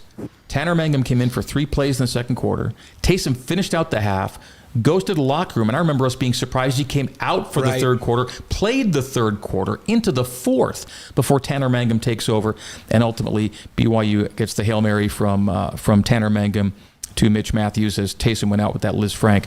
But he played hurt for a lot of that game, and I do believe it was, I think he suffered the Liz Frank on the touchdown run. He pushed off. He plants to run, and that's where it happens. But he kept on going, which is, guy's unbelievable. Those are all great games. So, yeah, that's 5-1 with number 1 being I kind of gave the edge to the Hail Mary because of the drama of it. Sure. It's Nebraska. It's a legendary team. 0's on the clock. But, yeah, I think every one had special resonance to me and hopefully Cougar Nation. And those are some pretty good options in 24 years. I was at every one except for the Tulane game. Most guys, announcers. No, the Ole Miss game. Sorry, everyone but the Ole Miss game. Most announcers will go through their whole career and not have a list like that. Yeah. And the cool thing about the Hail Mary I ended with was the next week was Boise State at home, and it was like Hail Mary Part 2. My man Mitch Juergens catches the fourth down pass from Tanner Mangum late in that game. And of course, Kai Nakua ended up sealing it with a pick, right? He scores a pick 6 to actually seal it, but it was like a second Hail Mary a week later with Tanner getting his first start at BYU and ending it in that way. And of course, Mitch on the sideline with us. We love reliving that moment. But yeah, Dave, you're right. When you gave me the challenge to go find my top 5 openers, I started talking about my wife immediately, and we were there pretty quick. Yeah. We got was like, oh, there was that one. Yeah, let's go. Such unbelievable experiences. I'm set. That's quite a list, and ready for his 25th season as the play-by-play voice for BYU football. And it starts Saturday night with Hands on BYU Radio, 6 o'clock Mountain Time. And that view that you have up there, that's tough to beat anywhere. We never get tired of it, and not that we'll ever take it for granted, but all you need to do is see the visiting crew come in, the visiting radio crew come in next to you, to see their reaction when they sit down and look through those windows, wow. And you have to realize, everyone sees this and goes, this is pretty cool, and we get that every week. It's pretty amazing. Yeah. Soccer Friday night, football on Saturday night. Doubleheader week for you. Yeah. Love these weekends. Thanks for coming by. No, it was a pleasure. We love having you on the show. We always have to kick off the season with you. Game week is your week with us. Yep. So opener. Well, if I can, if I can reserve this spot, I'll see you in a year. Yes. Yeah. Yes. Well, probably before that, because basketball's coming. We do a basketball thing, but we do. We like to. I'd like to have you sit down with us next year this week, and we talk about the defending Big 12 champ Cougars. And what that would be nice. Yeah. That would be really, really nice. And by the way, how great is it to be in a power conference setting? Great league, I think, the Big 12 too. I think Commissioner Yormark does remarkable work. And with the way things are going, you definitely want to be at the table. And BYU got to the table. And there's probably still more stuff to come, but they're in a really good spot. I know, they're the two big leagues are trying to make a little more of a separation, but I still think BYU's in a really good spot to be included in whatever big thing is next if there's more to come. One thing we're seeing with recruiting is coming after this 2026 class is the shift of the best LDS talent in the world is now looking at BYU, if not coming. Yeah. And that hasn't always been the case. And then players who want to play in the Big 12 and be a contender are also coming with them. And that hasn't always been the case. And I asked Kalani in our pregame interview for Saturday earlier today, and he said, we're in a good spot with a big smile on his face. Maybe the best spot BYU football's been in a long, long time is right now. Yeah, and people who are not members of the church also strongly considering BYU for a lot of great reasons, whether it's football or basketball or other sports. And the net's never been wider. The resources have never been more prominent and available. And I think the rewards have never been more enticing than they are right now. And not just, with the quote-unquote worldly stuff, but the chance to really share a message and a vision with the world that I think is pretty important. Yeah. Give our best to your gang, your We'll do it. wife, Yeah. and thanks for coming tonight. Thanks, guys. Thanks, Greg. That's Good to Greg see you, buddy. Wrubell, and we'll be listening to him on Saturday night, Friday night on ESPN Plus with soccer, and then Saturday night with the season opener, Greg and Hands on BYU Radio at 6 o'clock Mountain Time. There are a bunch of games of interest as college football kicks in full bore. You know, there was a taste of it over the weekend, which was awesome. But now, Blaine, things get serious. And starting on Thursday, a couple of games of interest we want to point out. And we'll visit with Heather Olmstead coming up here in just a couple of minutes. But Thursday night, East Carolina is at NC State. That's at 5 o'clock Mountain Time on the ACC network. Why East Carolina on our radar? Because BYU's going there. Yeah, and it'll be interesting because it's an East Carolina team that's coming off of a bad season for them last year, and everybody's talking about a rebuild this year. Well, we're going to see. Is it a rebuild year, or is it one of these East Carolina teams that has great D, and you got to go play them back there in North Carolina, and it's a tough place to play? So we're going to see. That'll be a good one. Also Thursday, Nebraska is at Cincinnati. A lot of folks thinking Cincinnati is going to be better this year. That's on ESPN at 7 o'clock Mountain Time, and then the hits keep coming into Friday. Yeah, Mark Weimer on the chat says, tickets for the Y Cincinnati game in November. My brother is in Ohio. Will be driving down to meet me. Pumped. So we're gonna have Cougar fans at that one. So we'll watch Cincinnati to see how they are. Friday night, Auburn at Baylor, 6 p.m. on Fox. We're gonna find out what Baylor's all about real fast. Everybody's talking like Baylor's a contender this year. We're gonna see if they're back. And then Georgia Tech's at Colorado, and we know BYU plays Colorado in that league opener. But Georgia Tech at Colorado, 6 p.m. ESPN. BYU has them on September 28th. Fascinated to see what Colorado has. That's right. On Saturday, of course, there's some really big ones. Texas and Steve Sarkisian, they're number one. They're at Ohio State. The Buckeyes are number 3. That's at 10 on Fox. And you and I are rooting full on for Texas and Illinois. Yeah, because of Sark. Exactly. And I went on my mission there, but it's mostly because of Sark. It's because of Sark. And we do not need Ohio State to win anything. No. So. 8th-ranked Alabama is up against Florida State at 1:30 on ABC.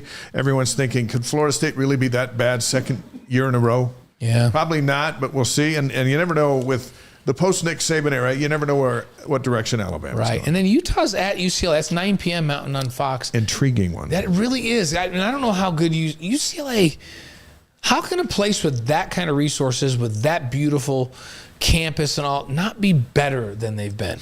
I hope they're really good on Saturday. Well, we'll see. We'll see. That's a late one. 9 p.m. Mountain Time is the start there.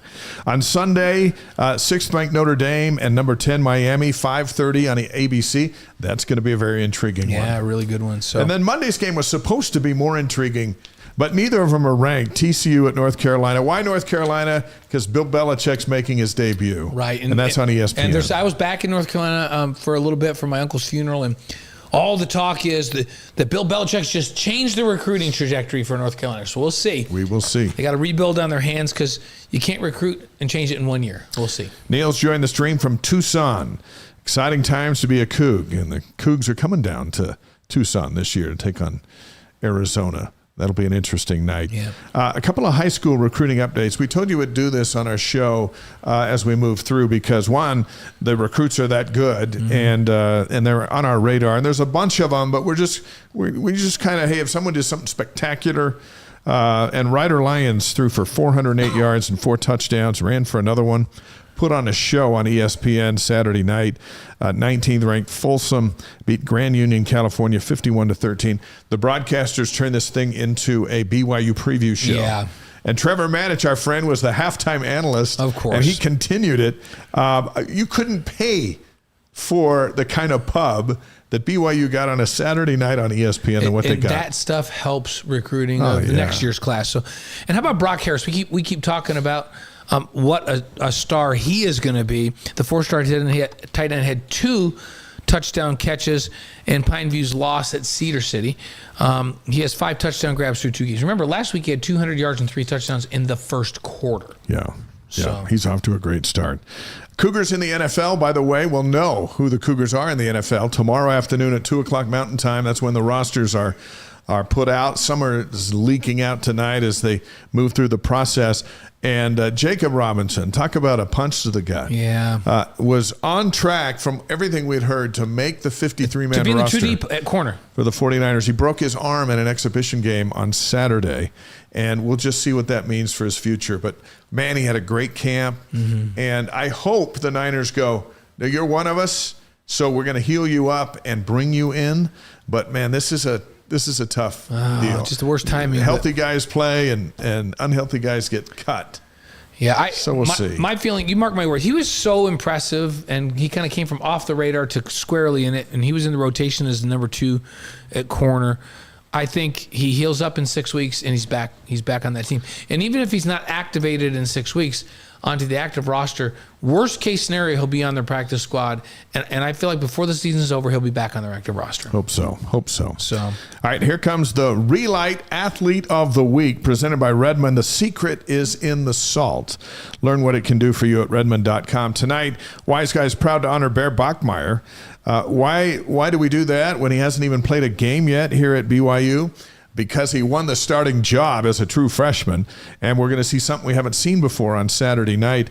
BYU has played true freshmen at quarterback before, but never in a season opener.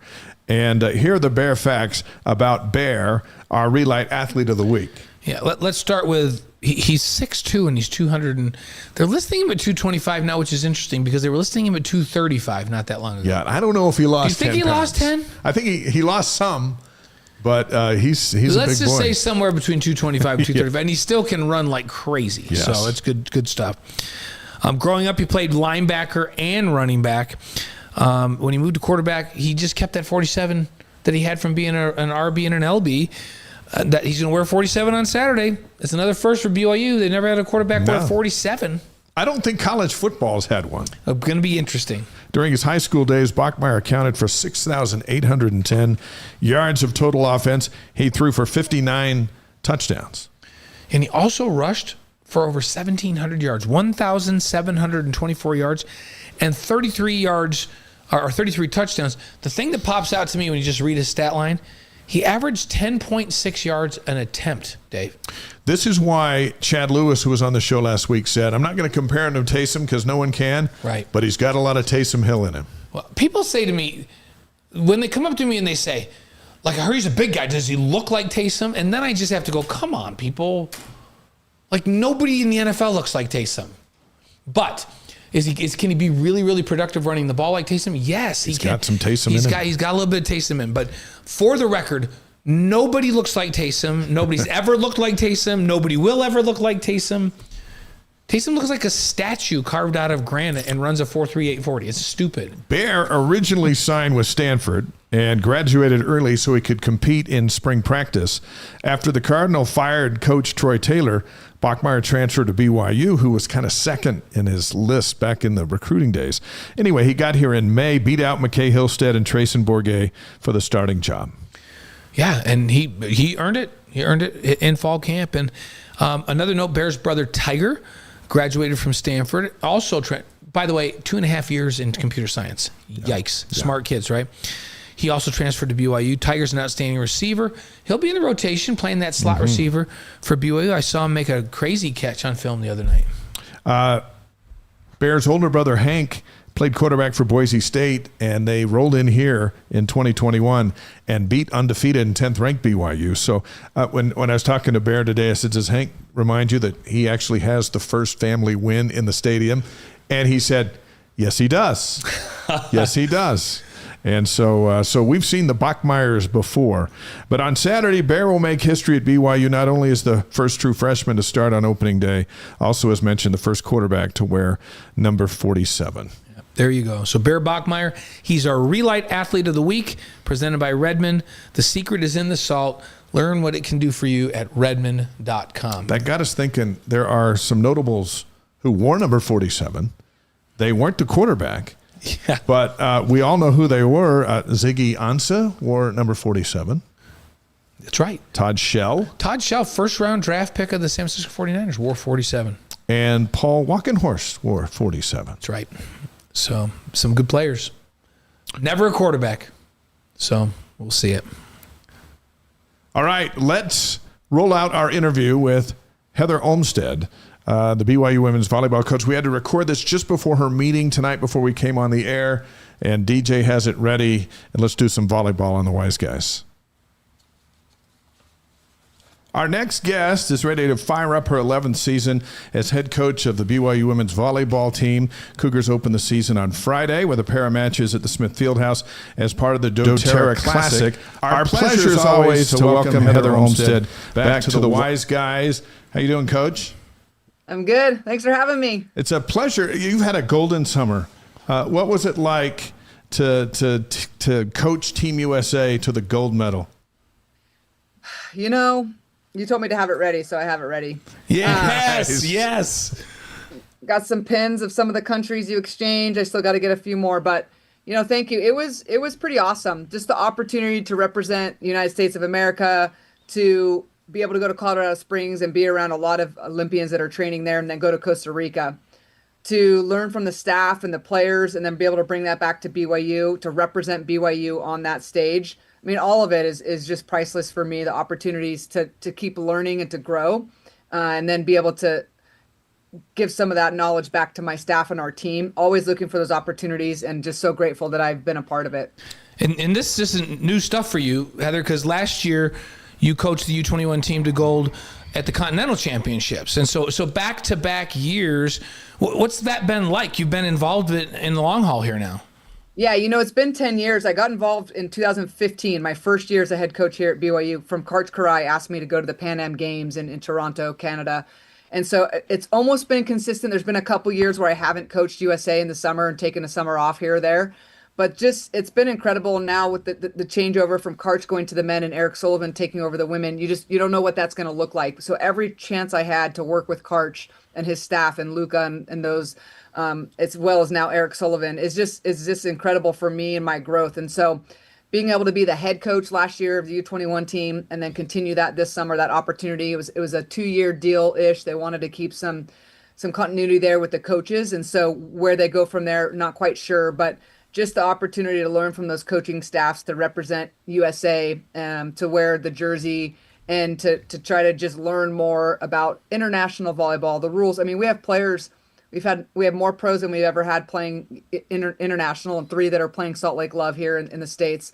We've got players on our team that want to play. And so being able to bring that back and help them understand, hey, this is what it's like, this is what it's going to be like, and playing with some of those balls, dabbling it in our gym, and then being able to go on foreign trips. All that's just for the development of our players. It's all about the players.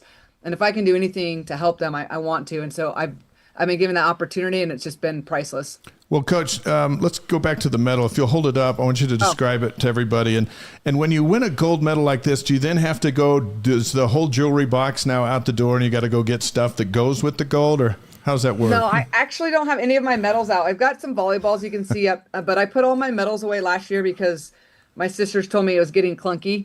And so they're in my closet behind me, and I just have some pictures of family and team and balls. But it's cool that they give in the Olympics. The staff don't get a gold medal, and so in the Norseca Pan Am Cup, we get a medal. So that's something to be grateful for. You don't always get a medal because you're not a player, and I get that. But our entire staff was able to go home with a medal, and then you exchange pins with some of those countries, and it's just really a fun thing to bring home to show the girls and do some fun stuff with. And so Suli and I I was comparing my gold to her silver. Right. She didn't like that. Big difference. There's a big difference. She didn't like that very much, but that's okay. We both were gaining experience international, and I'm super happy for her and the resiliency she showed in going back again after getting cut 2 years in a row. Mm-hmm. She went back to that U19 team and was able to be here with us for 4 months. And we with her and our staff said, we're going to make a plan. You're going to make the team this year. And she really stuck to that training schedule and just doing what she could to go to that tryout. And I know you didn't ask about her, but we will. She's so good. She's amazing. Yeah. Yeah. International experience, back to BYU, back to the community, to the fans, to our team. We're here for it. And we had a couple kids go to the tryouts last year and get that experience in February. So we're Team USA and Team BYU. That's cool. It's obvious, as you've explained this, that there's a lot of growth for you. You learn things. There's growth for BYU athletes. You bring a lot of that stuff back. So there's a lot of good for you, for this team, for the Team USA and for BYU. But it seems like college athletics is year-round already. Yep. So now you add this on top of that. It's like you don't get a break. And I know you and all your sisters went on the cruise with me, and it was awesome. I went on a vacation with you. It was we were awesome. chilling. We're family I love your family. I love your sisters. Well, amazing. I don't know. You overheard a lot of stuff at the pool that I'm not sure if I don't know. You had a lot of family stuff at the pool when we were hanging out. Family sticks together. We're in the circle of trust. We never talk about that stuff anywhere other than when it's just us, just our family. But I like it. I got thinking about it as I was getting ready for you to come on tonight. I thought, is this invigorating, or is this exhausting that you've added this to what you're doing, or is it a little bit of both? Yeah, I think the second point you hit on, it's a little bit of both. Knowing what you've signed up for, we don't even get our dates for USA till February or March, so that's a little unnerving. Luckily, actually was penned in to coach the U21 World Championships, which are in Indonesia, and they just ended last week. So I had to turn that down. The team that I coached last summer qualified for Worlds, which is the tournament that Suli played in for the U19, but for U21, and it was in Indonesia. Didn't match up with the dates for preseason, and I wasn't going to leave our team. So that's where they shifted me to this Pan Am Cup and able to go to Costa Rica and play in July. Missed a little bit of July, but I have such a great staff in Dave and Daniel and Haley and our administration, and Brian was on board, and Chad, that said, go represent BYU on the USA international level. We got everything. My staff will take care. My players understood. I'm grateful to them for taking care of business when I'm gone. It's a little bit of both, but it's very exciting and does give me a shot of energy as far as it's just there's a different world out there as far as the international play. And I want our players to realize that. They don't have to want to play pro. They don't have to want to do anything after college, but whatever they want to do, whatever their dreams are, we just want to help them realize them and help them attain them. And so sometimes volleyball is a big part of that, whether it's coaching or playing. And I think anything we can do to help them see those avenues and those opportunities with the pro leagues now in the US that are just blowing up, I think it's cool for us. So it's a little bit of both, but you know what you're in for. And so those summers, you just gear up and get your breaks where you can. And really just, it is exciting because it's a new team with new players and a new staff. So it kind of keeps you on your toes and trying to put a puzzle together of we're going to play for 7 days in Colorado Springs and then go compete. And we have the talent, they're college players that they really just worked together. They accepted their roles. They were mature. Almost all had been through college a year already. We had one player or two players that hadn't played in college. They're just a mature group, the U21, and it was great. BYU women's volleyball coach Heather Olmstead's on the Wise Guys, presented by Brady Plus, Eddie, and Mountain America Credit Union. Let's talk about your Cougars. Lots of talent, high expectations, ranked 19th nationally, preseason favorite to win the Big 12. Now, I know you're going to tell us you got to earn it on the floor, so we'll jump you on that one. But let's give you a high five. First of all, those accolades reflect what you got going on, so congratulations. Yeah, thanks. We're excited. We're talking to each other about not really listening to the good things people are telling us and not really listening to the bad things they say about us. And so either way, having that confident humility and we believe in ourselves. We're winners. I believe in myself as an individual and as a whole, we believe in ourselves. And then we're humble enough to know we can get better. There's lots we can work on. We just had an exhibition match on Saturday. We came back today and it's let's just get a little bit better. There's this long list of things we met as a staff that we want to get better at. But where can we just make that little increment, that 1% better, and just work on it today and then show up tomorrow and stack those days? And the team's doing that. And so we're excited. They know that there's some buzz and we're 1 year older and we've got new players and you're only as good as, last year. And so what does that mean for this year? We have no idea, but we're definitely excited and they're hungry and they're curious. And they want to get better and they're seeking that growth and they want to come together and fight and be competitive. So all these things we're still forming our group and our team, and we get a chance to start Friday at noon with that puzzle piece. And we've done a little bit in preseason, but now let's see what we got this Friday. You mentioned that you're a year older. Last year at this time we were talking to you, we were saying, guys, we're really young, right? But you have some bona fide stars coming back. You got preseason all Big 12. Claire Little Chambers, she's the preseason player of the year this year. Alex Bauer's back. Brielle Kamavar. What does these three, especially the leadership that they bring and what they went through last year, what does that do to help this team improve on what you did last year? Yeah, and the good news about that is they're all still young. Claire's a junior, BK's a junior, Alex is a sophomore. So I don't know that we like to use the word young as much as we're 1 year older, we're more experienced. We still have some younger players. We had 7 new players. We had 4 freshmen. We had Sophia come back from remission and then 2 transfers. So we have 7 new players, and so there's still some ability for us to come together as a team and work on our systems and get better as a group and get to know each other. But what Claire and Hannah and BK and Alex and some of the upperclassmen or experienced players bring is just that understanding and knowledge of, okay, we know that every game in the Big 12 is a grind. We know that they're exciting. We know the gyms. We know there's 2 schools we haven't been to yet that we're going to this year in Texas Tech and Baylor. We haven't never played there in our 3rd year, which is kind of odd and weird.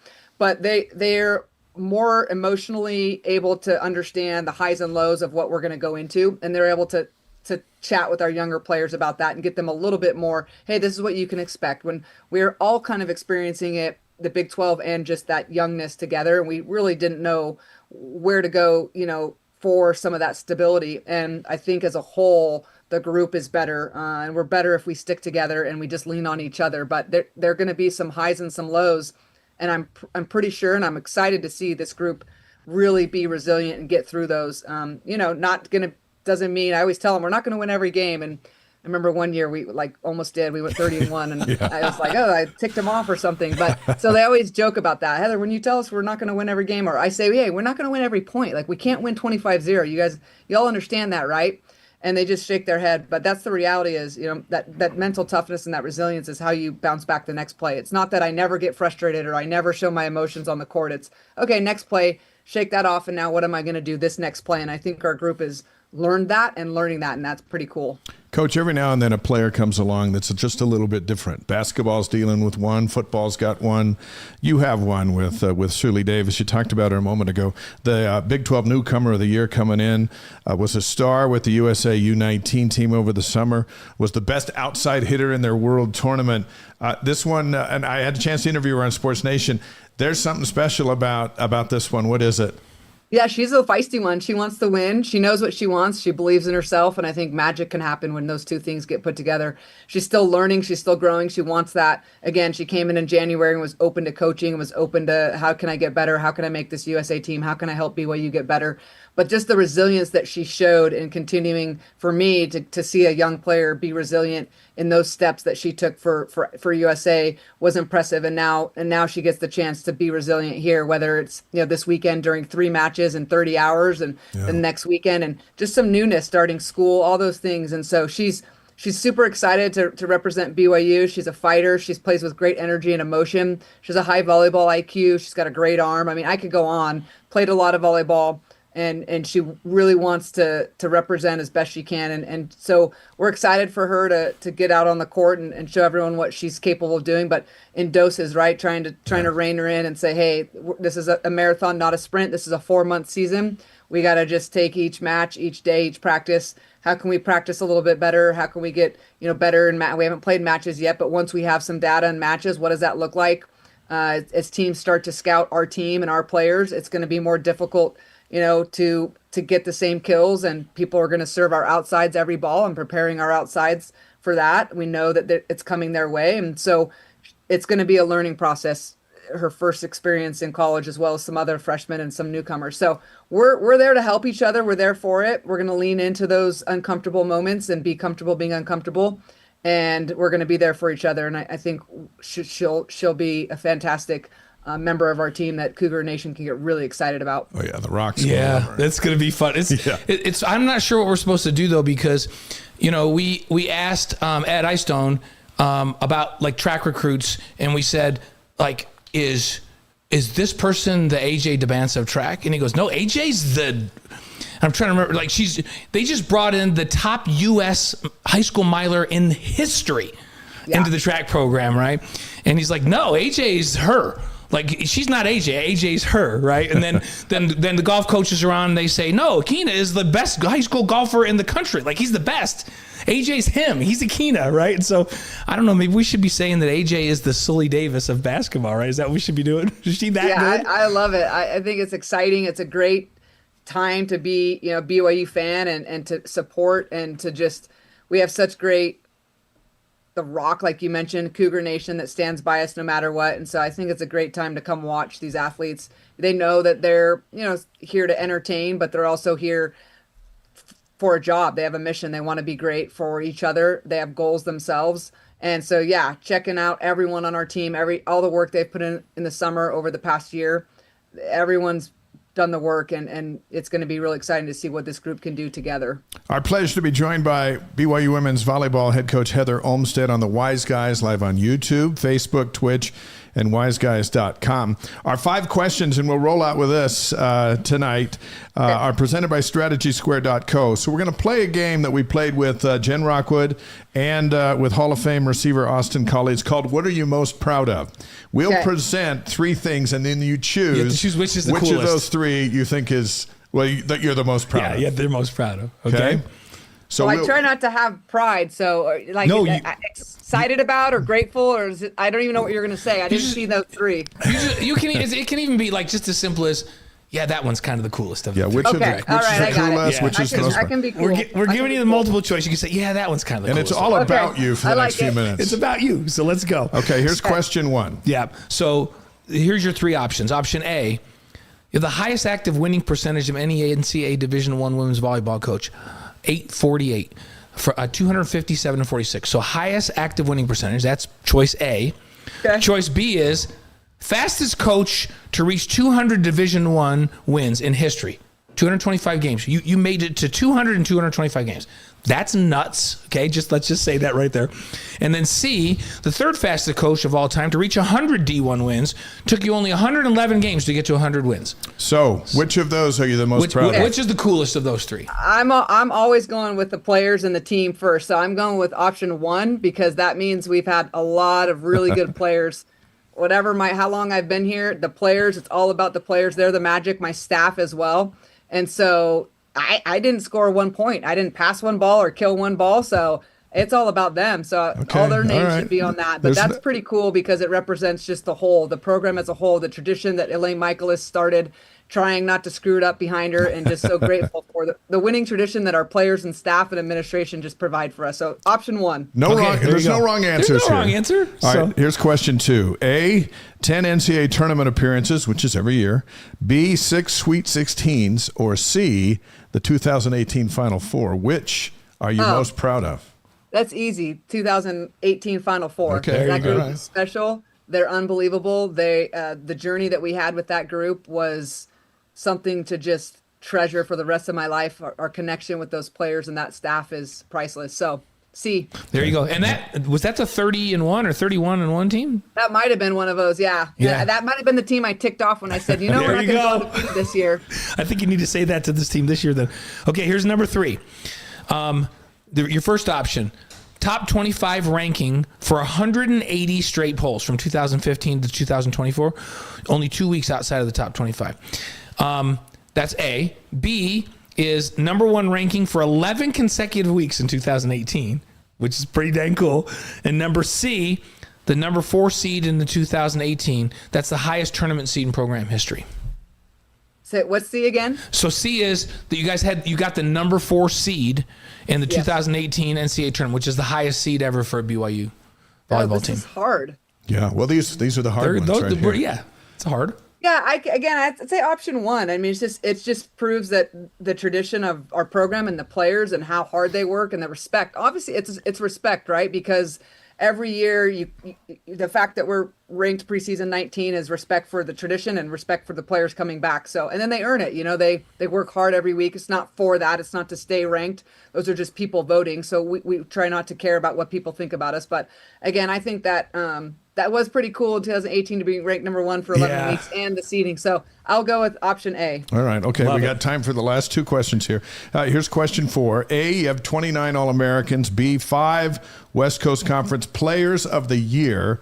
Or C, 31-2 record in 2021. Okay, it was 21. Which are you most proud of? I'm going to go with all A for option 1 or A, all the players, all the greats that have come through here. They're just blessed my life. It's been a blessing and opportunity to coach them. I'm going with the players. Okay. I love it. 29 All-Americans. All right, here's the toughest one. The last one. Your first option A. Head coaching at BYU at the same time as your brother Sean is the head coach of the men's team. So pretty cool. B, coaching the women while Sean coaches the men. That's B. And C is Sean coaching the men while you coach the women. Wait, is that all the same? They're all the same question. Okay, you said them differently. No, I'm I know. trying to keep The track. question is how cool is it that you are the first family of volleyball at BYU? You and Sean, we love you both, and it is all about your family, and it's your sisters and it's everybody involved in your family. It is a family affair. How cool is that? We'll finish with that to have it be a family affair here. Yeah, absolutely. Yeah, option A, B, and C, 1, 2, 3 on that. And just the opportunity that Sean gave me in 2011 to come coach with him, alongside him. I wanted to learn from him. I believed in his vision. And 4 years later, we made it to the finals, the absolute finals, and almost finished the deal. And so it's been a blessing. And then to have him upstairs and have them on the court, before and after us certain days, and just lean on them. I mean, it's all about the people, right? So it's about the players that have come through here. It's about the administration that's believed in us. And it's about just this great university and the tradition of volleyball that is BYU volleyball, and what Carl and Elaine started. And Sean and I get to be blessed enough to be running these programs and helping these players grow. And I'm about a big fan of growth and believe in people. And we've got a lot of good people here, women and staff. Well, and it helps that you're the favorite of your parents, so Yes, you true. win in the end. So, and her congratulations. Well, John's their favorite son, so. That's true. I was with the whole family, and hey, I'm telling you, the sisters, they all like Heather best. They love her. So we appreciate John's the favorite son because he's the only son. That's right. He gets that. Yeah, we appreciate you coming on with us, and we know you have to run. You're the best. Thank you. We'll see you over in the field house here next week. Great. Thank you so much. Thanks for having me. Thank you, Coach. Thanks, Good Heather. luck. Bye.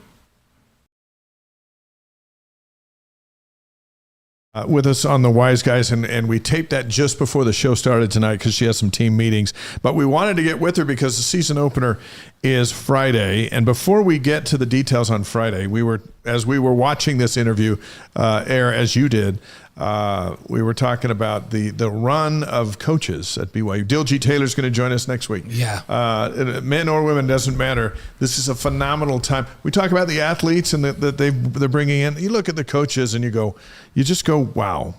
Elite level coaches, nationally prominent coaches in a bunch of our Olympic sports that are coaching Olympians or coaching national teams like Heather and Jen.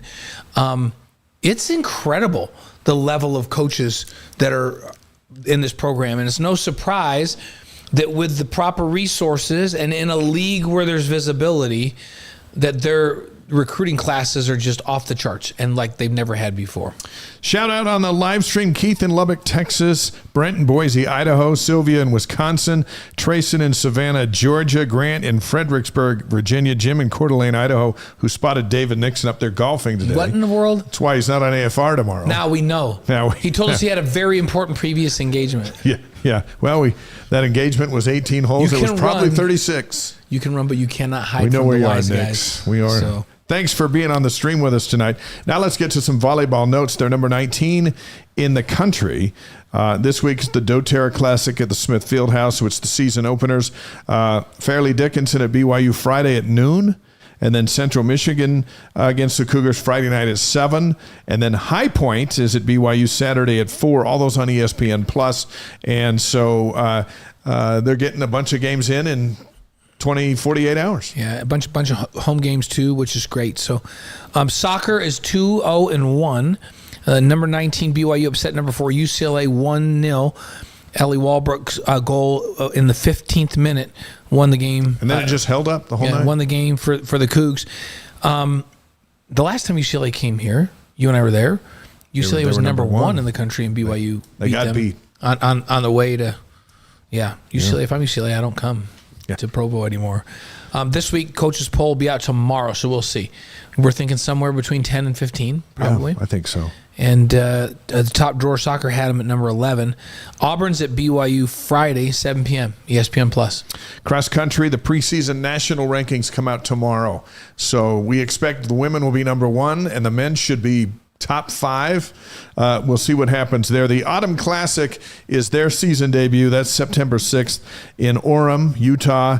And as mentioned, next week, Diljeet Taylor is going to join the Wise Guys. In baseball, Adrian Dinkle is the new pitching coach.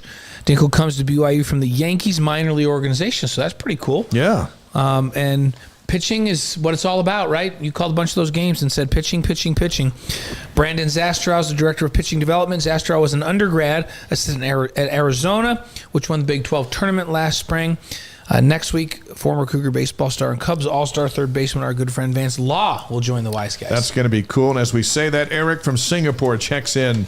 And so that part of the world is back on Wise Guys. Eric, we're happy to have you back on the stream.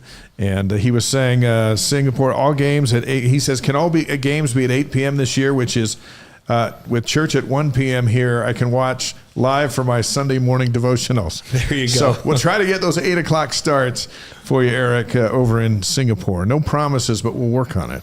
Our friends at Cougar Board are launching a new initiative called No Empty Seats to help fans get access into LaVell Edwards Stadium and the Marriott Center, which is not as easy as it used to be. And it is our pleasure to welcome Sean Hammond from Cougar Board here to the Wise Guys to take a few minutes and explain how it works. Good to have you here. Yeah, good to be here. Thanks for having me on. No empty seats. What are we looking at here? Yeah, so first of all, if you don't mind me taking just a quick minute, a few months ago, my wife and I went on a trip to Europe to celebrate our 20th anniversary. We celebrated it then. It's actually today. So if you're on the show today? It's right now. Yeah. So are you a dead man walking here? No, we talked about it. And Chantel, you may recognize the name. She actually runs the social media for you guys. Sure, you bet. And so she's all in with you as well. So she said this is the right place to be. Wow. So get some tacos That's or something on the She's way amazing. home. That's all in. Let me send That's my all in. husband to your show on my 20th anniversary. Thanks, Chantal. Hey, happy anniversary. Yep, and also happy birthday to my mom. We got married on her birthday. As a gift? So That was your gift to your at the mother? time. Yeah. Now we just try to remember every year as we're celebrating our That's anniversary. awesome. But So anyway, happy anniversary, happy birthday. Yeah. And now no empty seats. What now are no we empty talking seats. about? Yeah. So. Cougar Board is a place where there's been a lot of great ideas that have come up over the years, and this is one we think is one of the best. And it comes from, it really started, the ball got rolling with some of the men's basketball as the season tickets they sold like hotcakes. I think what took several weeks to end up selling took just a few days. Yeah. And a lot of people, either their seats were moved or they normally had seats and didn't get seats this year just because there's so many people that come or that purchase tickets. And what gets frustrating sometimes as people are watching games from their couch, they would love to be there, weren't able to get tickets, and sometimes they see seats that are open and it's like I couldn't afford to get there, or for whatever reason I didn't get those season tickets. Especially when Holy Cross comes to town. Right. Yeah. And it's interesting because the excitement of this year is what's prompting this. Sure. And it may even be better in future years, and it would have been better in past years, as maybe the games weren't just people weren't running to the stadium and the arena, but no. So this is an opportunity for people who, for whatever reason, aren't able to use their tickets. Maybe they wake up and they got a sick kid, or church meetings, or their wife forgot to tell you about their nephew's wedding that they scheduled in October. That's happened. Don't do that, please. But things happen and seats become available, and sometimes it's hard to get those sold. Or to get them, given away to family or friends. And so Cougar Board started this initiative where you can go on and you can either donate tickets or you can request tickets. So we went live with it this morning. As I was sitting in the green room, was counting, I think we had 55 requests, and multiply that by 2 to 4 tickets per request. Sure. And there are, probably a couple hundred right now, people who are like, hey, just for this Saturday. For Portland State For this Portland week. State, yeah. And there's already people who are looking forward to future games who say, hey, I'm coming from out of state. Again, we're spending money to get there. I'll be there for whatever reason, and I'd love to catch a game.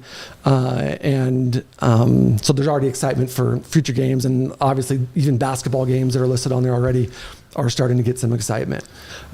So how do you if I'm coming from out of town, or even if I'm in town, I'm like, man, I'd really love to go. This isn't as big a game. is, it's not a league game. I wonder if I could get tickets. How do you even request them? Yeah, good question. So on Cougar Board, if you go to the homepage of Cougar Board, cougarboard.com. And we've got the link to No Empty Seats on the stream. Awesome. Yeah, so follow the link on the stream, but on our kind of top posts of the day, there's a link to a post that explains how it all works, and then a link to the form that you fill out to request seats. Again, if you're coming from out of state or whatever and would like to attend a game. And then if you're one, you're going to have some games, you're a season ticket holder, there's going to be some games you can't get to, you don't want to go through the hassle of selling them, which, by the way, we prefer, give them back to the Cougar Club and let them, they need the revenue. Things are getting more and more expensive with revenue share and things like that. We're actually not making any money off of this. We just want to help BYU. We just want to fill the stadium, right? So preferably give them back, let BYU sell those tickets and get the revenue. That's great. And we want to work closely with them. But this is another option where you can give them to Cougar Board and somebody will use them. That's right. Yep. Give them to Cougar Board. And what you'll do is you just go on to the ticket website and you go to your tickets and you click the transfer, and instead of typing in a phone number, you'll just, like you would normally do, you can switch to a transfer to an email address. You type in tickets@cougarboard.com, and that'll get sent to this pool of tickets that then will be redistributed to So if you're fans. looking to sell them, this isn't it. You're just looking for people to say, hey, I can't make it. I don't want them to go to waste. And doesn't cost anybody anything on either side of the transaction then? There's no money exchanged at all. So okay, that's good. That's safe. Yeah, the benefit to us is we like to think that a rising tide lifts all boats. And the more people that we have at these games, especially ones who maybe otherwise wouldn't be able to go, the excitement grows, discussion grows, and that's all we need. We just need people excited about BYU sports. And to be honest, I'm not sure there's ever been a year, a season where there's been more excitement than there is right now. Yeah, for sure. And so it's all underway. It's going on right now. The link's there, and you can also go to Cougar Board and get where you need to go. Yep, that's right. And I'll say, come request tickets. That's great, but I'll take a second to just kind of, where's my camera? Look directly at the season ticket holders or corporate sponsors who get tickets. Don't let those tickets go unused. There's just no reason. It's too easy to get those tickets given to people who will come and be passionate, again, who otherwise maybe wouldn't be able to get to games. I think it's a let great them come idea. Participate in this awesome season that we have coming up.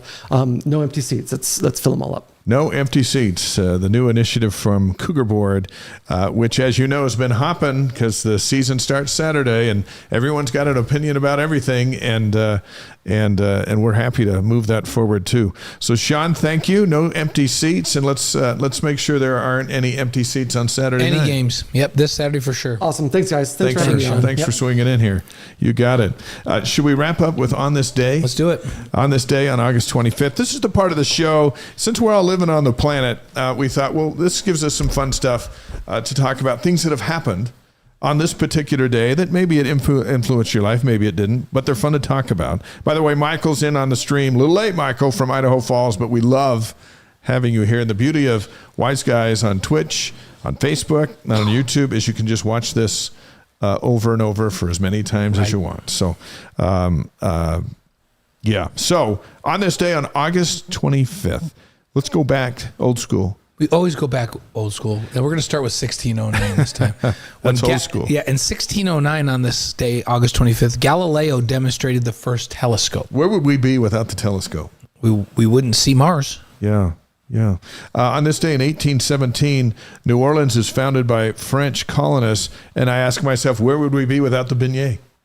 That's a great question. With a lot of powdered sugar I on might it. be skinnier. We'd all be skinnier. In 1910, Yellow Cab was founded. That's a staple in the United States. It sure is. 1920 on this day, Ethelda Bleibtree becomes the first U.S. female Olympic champion, winning gold in the 100-meter freestyle. Bleibtree, 1920. In 1960, the AFL begins placing players' names on the back of jerseys. As broadcasters, we salute them. Who is it? Penn State that still doesn't. There's some teams that don't do it, and it always irritates me. Yeah. He's probably irritates their parents too. Yeah. Slap it on there. 1970 on this day, Elton John's first concert in the United States was in West Hollywood, California. I saw him when he came to BYU. at the Marriott Center, the I'm Still Standing tour, I believe it was, and he rocked the place. Oh, he's so good. 1986, Mark McGuire hits his first Major League home run for the A's. The very first one, Big Mac. Now he's got Big Mac land in St. Louis. Oh, man.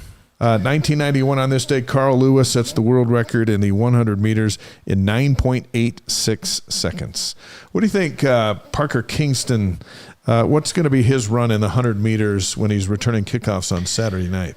Well, it depends on how far sideways he goes first. Because we've seen him go 140 now, in kickoff yards. returns, he shouldn't be going sideways very much. But, I think Parker, not in pads, but if you put him on the track, Parker could run 10.5, probably 10.5 100 meters. That's flying. He's flying. We're going to see him return kicks. It looks like as you look at the depth chart, Cody Hagan's also going to do some Cody kickoffs. can fly. BYU has a lot of fast guys that they can use in that kick return game. August 25th, birthdays. 1918, Leonard Bernstein. Yeah. 1930, Sean Connery. Was he the best James Bond? My wife thinks so. She likes Daniel. Pretty good. She likes Daniel Craig too, but she really likes Sean Connery. Roger Moore was James Bond when we were in high school. Yeah. Pierce Brosnan. Yeah. I think Sean Connery's a great one. Okay. 1931, Regis Philbin. Regis. Talk show host. He was fun. He's funny. Hey, Stephen Lutz from Hobble Creek, the golf course. It's a little dark. He's probably just finishing up. Good to have you on the stream.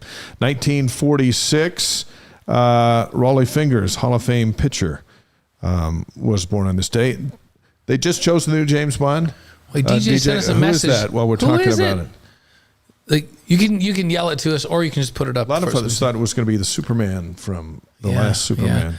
So 1949, Gene Simmons from Kiss. So Mike Hedrick and I, my colleague from KSL, we went and saw Kiss and Def Leppard up at what was USANA. That's the concert right there. there. We were really there to go see Def Leppard, and then Kiss came out. Mm-hmm. They played a couple of songs. We're like, we're out of here. And so we took off. And then as we were leaving, as David from McGrath, Alberta joins us on the live stream. David, good to have you with us. As we were leaving, there was a couple back against the far fence. You know, they were so far from Kiss, it was a different band by the time the song got out there. We go out there and we say, hey, you want to sit on the 8th row? And they're like, how much? And they go, just go. They're free. And you never saw two people run faster. And we got in our car and buzzed out of there. But anyway, that Kiss thing wasn't for us. We gave up on them. But Gene Simmons, born on this day. Yeah, 1970, Claudia Schiffer, the supermodel. Okay. I remember Claudia Schiffer. Yeah. 1977 on this day, Diego Corrales. Great fight with Jose Luis Castillo. He was a boxer. If you go to YouTube and you punch in Diego Corrales versus Castillo, you'll see a fighter get knocked down 3 times in the fight, including in the last round, and then get back up and knock out the other guy. Yeah. Craziest night of boxing I've ever seen. And I saw Evander Holyfield bite off Mike Tyson's ear. This was just as maybe a little bit crazier. Anyway, you can find that on YouTube. You saw some fights back in the day when you were in Vegas, man. Yeah. August 25th, deaths of note. Yeah, we always go back in long-term history. 1819, James Watt, mechanical engineer that designed the steam engine. We needed that. We needed James Watt. 1867, Michael Faraday. He invented the electric motor. Lots of inventors died on this day. Yeah, we needed that too. Yeah, in 1908, Henry Becquerel discovered radioactivity. We needed that. This is a big day in history. And on this day in 2012, Neil Armstrong became the first man on the moon. Can we do a inspirational quote from Neil Armstrong? Better believe it. Okay. Who said? One of the most famous quotes of all time. That's one small step for a man, one giant leap for mankind. Yeah, I might have mistyped that. I don't know if A is in there. That's one small step for man, one giant leap for mankind. Neil Armstrong. How about that? But now I watched that movie with Tatum Channing in it, and I'm not sure it really happens. They've got me all confused. After this life, when we can look back on how things went down, we're going to learn a lot. Yeah. DJ, did you flash up who the new James Bond was? Aaron Pierre. Aaron Pierre's the new James Bond? He trained at the London Academy of Music and Dramatic Arts. He's known for his roles as Devon in the sci-fi series Krypton and Caesar in Barry Jenkins' Amazon series The Underground Railroad. He also played a rapper in M. Night Shyamalan's old... Man, First African-American James Bond. I've never seen him, but hopefully he's going to be great. I hope it's a good story. If it's a good story, you know where I'll be. I'll be watching James Bond. I'll be right there watching it. Special thanks to Greg Wrubell and women's volleyball head coach Heather Olmstead on the Wise Guys. And it's great to have them with us, and Sean Hammond from Cougar Board here with us as well. Next week, we're going to break down the Portland State game. We'll revisit your keys. That's what we do on this show. We'll preview Stanford. We'll hear from head coach Kalani Sitake, and then women's cross-country head coach Diljit Taylor, and BYU Hall of Fame baseball star Vance Law going to join the show. It's Labor Day night. It's going to be a complete celebration. It'll be a fun one. So, what do you think that score of the football game is going to be that we're talking about? What you and I had to put it down for our show tomorrow. I can't give it away. On AFR. Okay, watch AFR. You'll see our picks. I'm going to tell you BYU in the 50s. Yeah, I'm going a little higher. And not very many points for the other team. Yeah, it's going to be something. Where can you find us this week? Well, we're both going to be on AFR tomorrow night. Wednesday, I'm on Sports Nation. Okay. And then game day, both of us on Saturday, 4 Mountain Time on BYU TV. 2 hours. 2 hours of pregame. We'll be on the post-game show right after the game. We'll also be on the halftime show of the game. So if you're watching the game on ESPN Plus, Dave and I'll do the halftime. You'll get to see us a lot on Saturday. Yeah, it's going to be a long one. And then you're writing Deseret News articles all week long. You just told me there's one you just had an idea for that you're going to write tonight. It's going to be, with Greg Wrubell, because we had some fun stuff to talk about. But I'll be in the paper all week, and you can find that at Deseret.com. So this is it. This is go time. Michael Zimmerman I tried finding Coordinator's Corner on the BYU TV app. It was on the app today and also on ESPN Plus. And you should be able to go there right now and find both of them. So, Michael, check that out. And our pregame shows are on both the app. They're live on BYU TV and on ESPN Plus. If you're out someplace where you have your phone, and you can do it on ESPN Plus as well. Wise Guys is presented by Brady Plus, supplies plus support. Find out more at bradyplus.com. And by Eddie, HR and payroll software built for small businesses. See how Eddie can serve your team at Eddie.com. And by Mountain America Credit Union, empowering dreams for over 80 years. Find out what they can do for you at MACU.com. And our Relight Athlete of the Week is presented by Redmond. The secret is in the salt. Learn what it can do for you at Redmond.com. Our Athlete of the Week this week, Bear Bachmeier. Seemed right. Yeah, Seemed right for Bear. Wise Guys is distributed by the Deseret News. And as we mentioned earlier, YouTube research shows we are now the most watched collegiate live stream talk show on YouTube and the largest independent collegiate sports live stream talk show in the world. You know, there are not a lot, but of those, we'll take it. We'll take it. And that's because Thanks of everyone on our stream tonight. And it's been hopping again, and we love it. So you're going to see us all week. So it seems almost pointless to say goodnight. Yeah, we'll see you tomorrow. And then on and on and on. However, please subscribe to our YouTube. Hit the subscribe button and sign up for our free email. We'll give you highlights from the show. Tell your friends about us. You know, our stream can go, we can conquer the whole world in our live stream. And so encourage your friends to join us. And it's always fun. We always try to do it. Sometimes we miss them when we're sorry, but we always try to spotlight where you're taking us in from, because it gives us a pretty good idea of the reach of Cougar Nation. And what have we learned about the reach of Cougar Nation over the years? It's global. Yeah. It's so fun. In fact, Alberta, Canada just chimed in, so there you go. So England, Alberta, Singapore, all over the United States and everywhere else, thank you for taking us in. Have a great week. See you tomorrow. And, we'll see you Saturday for an actual game. That's right. Talk to y'all later.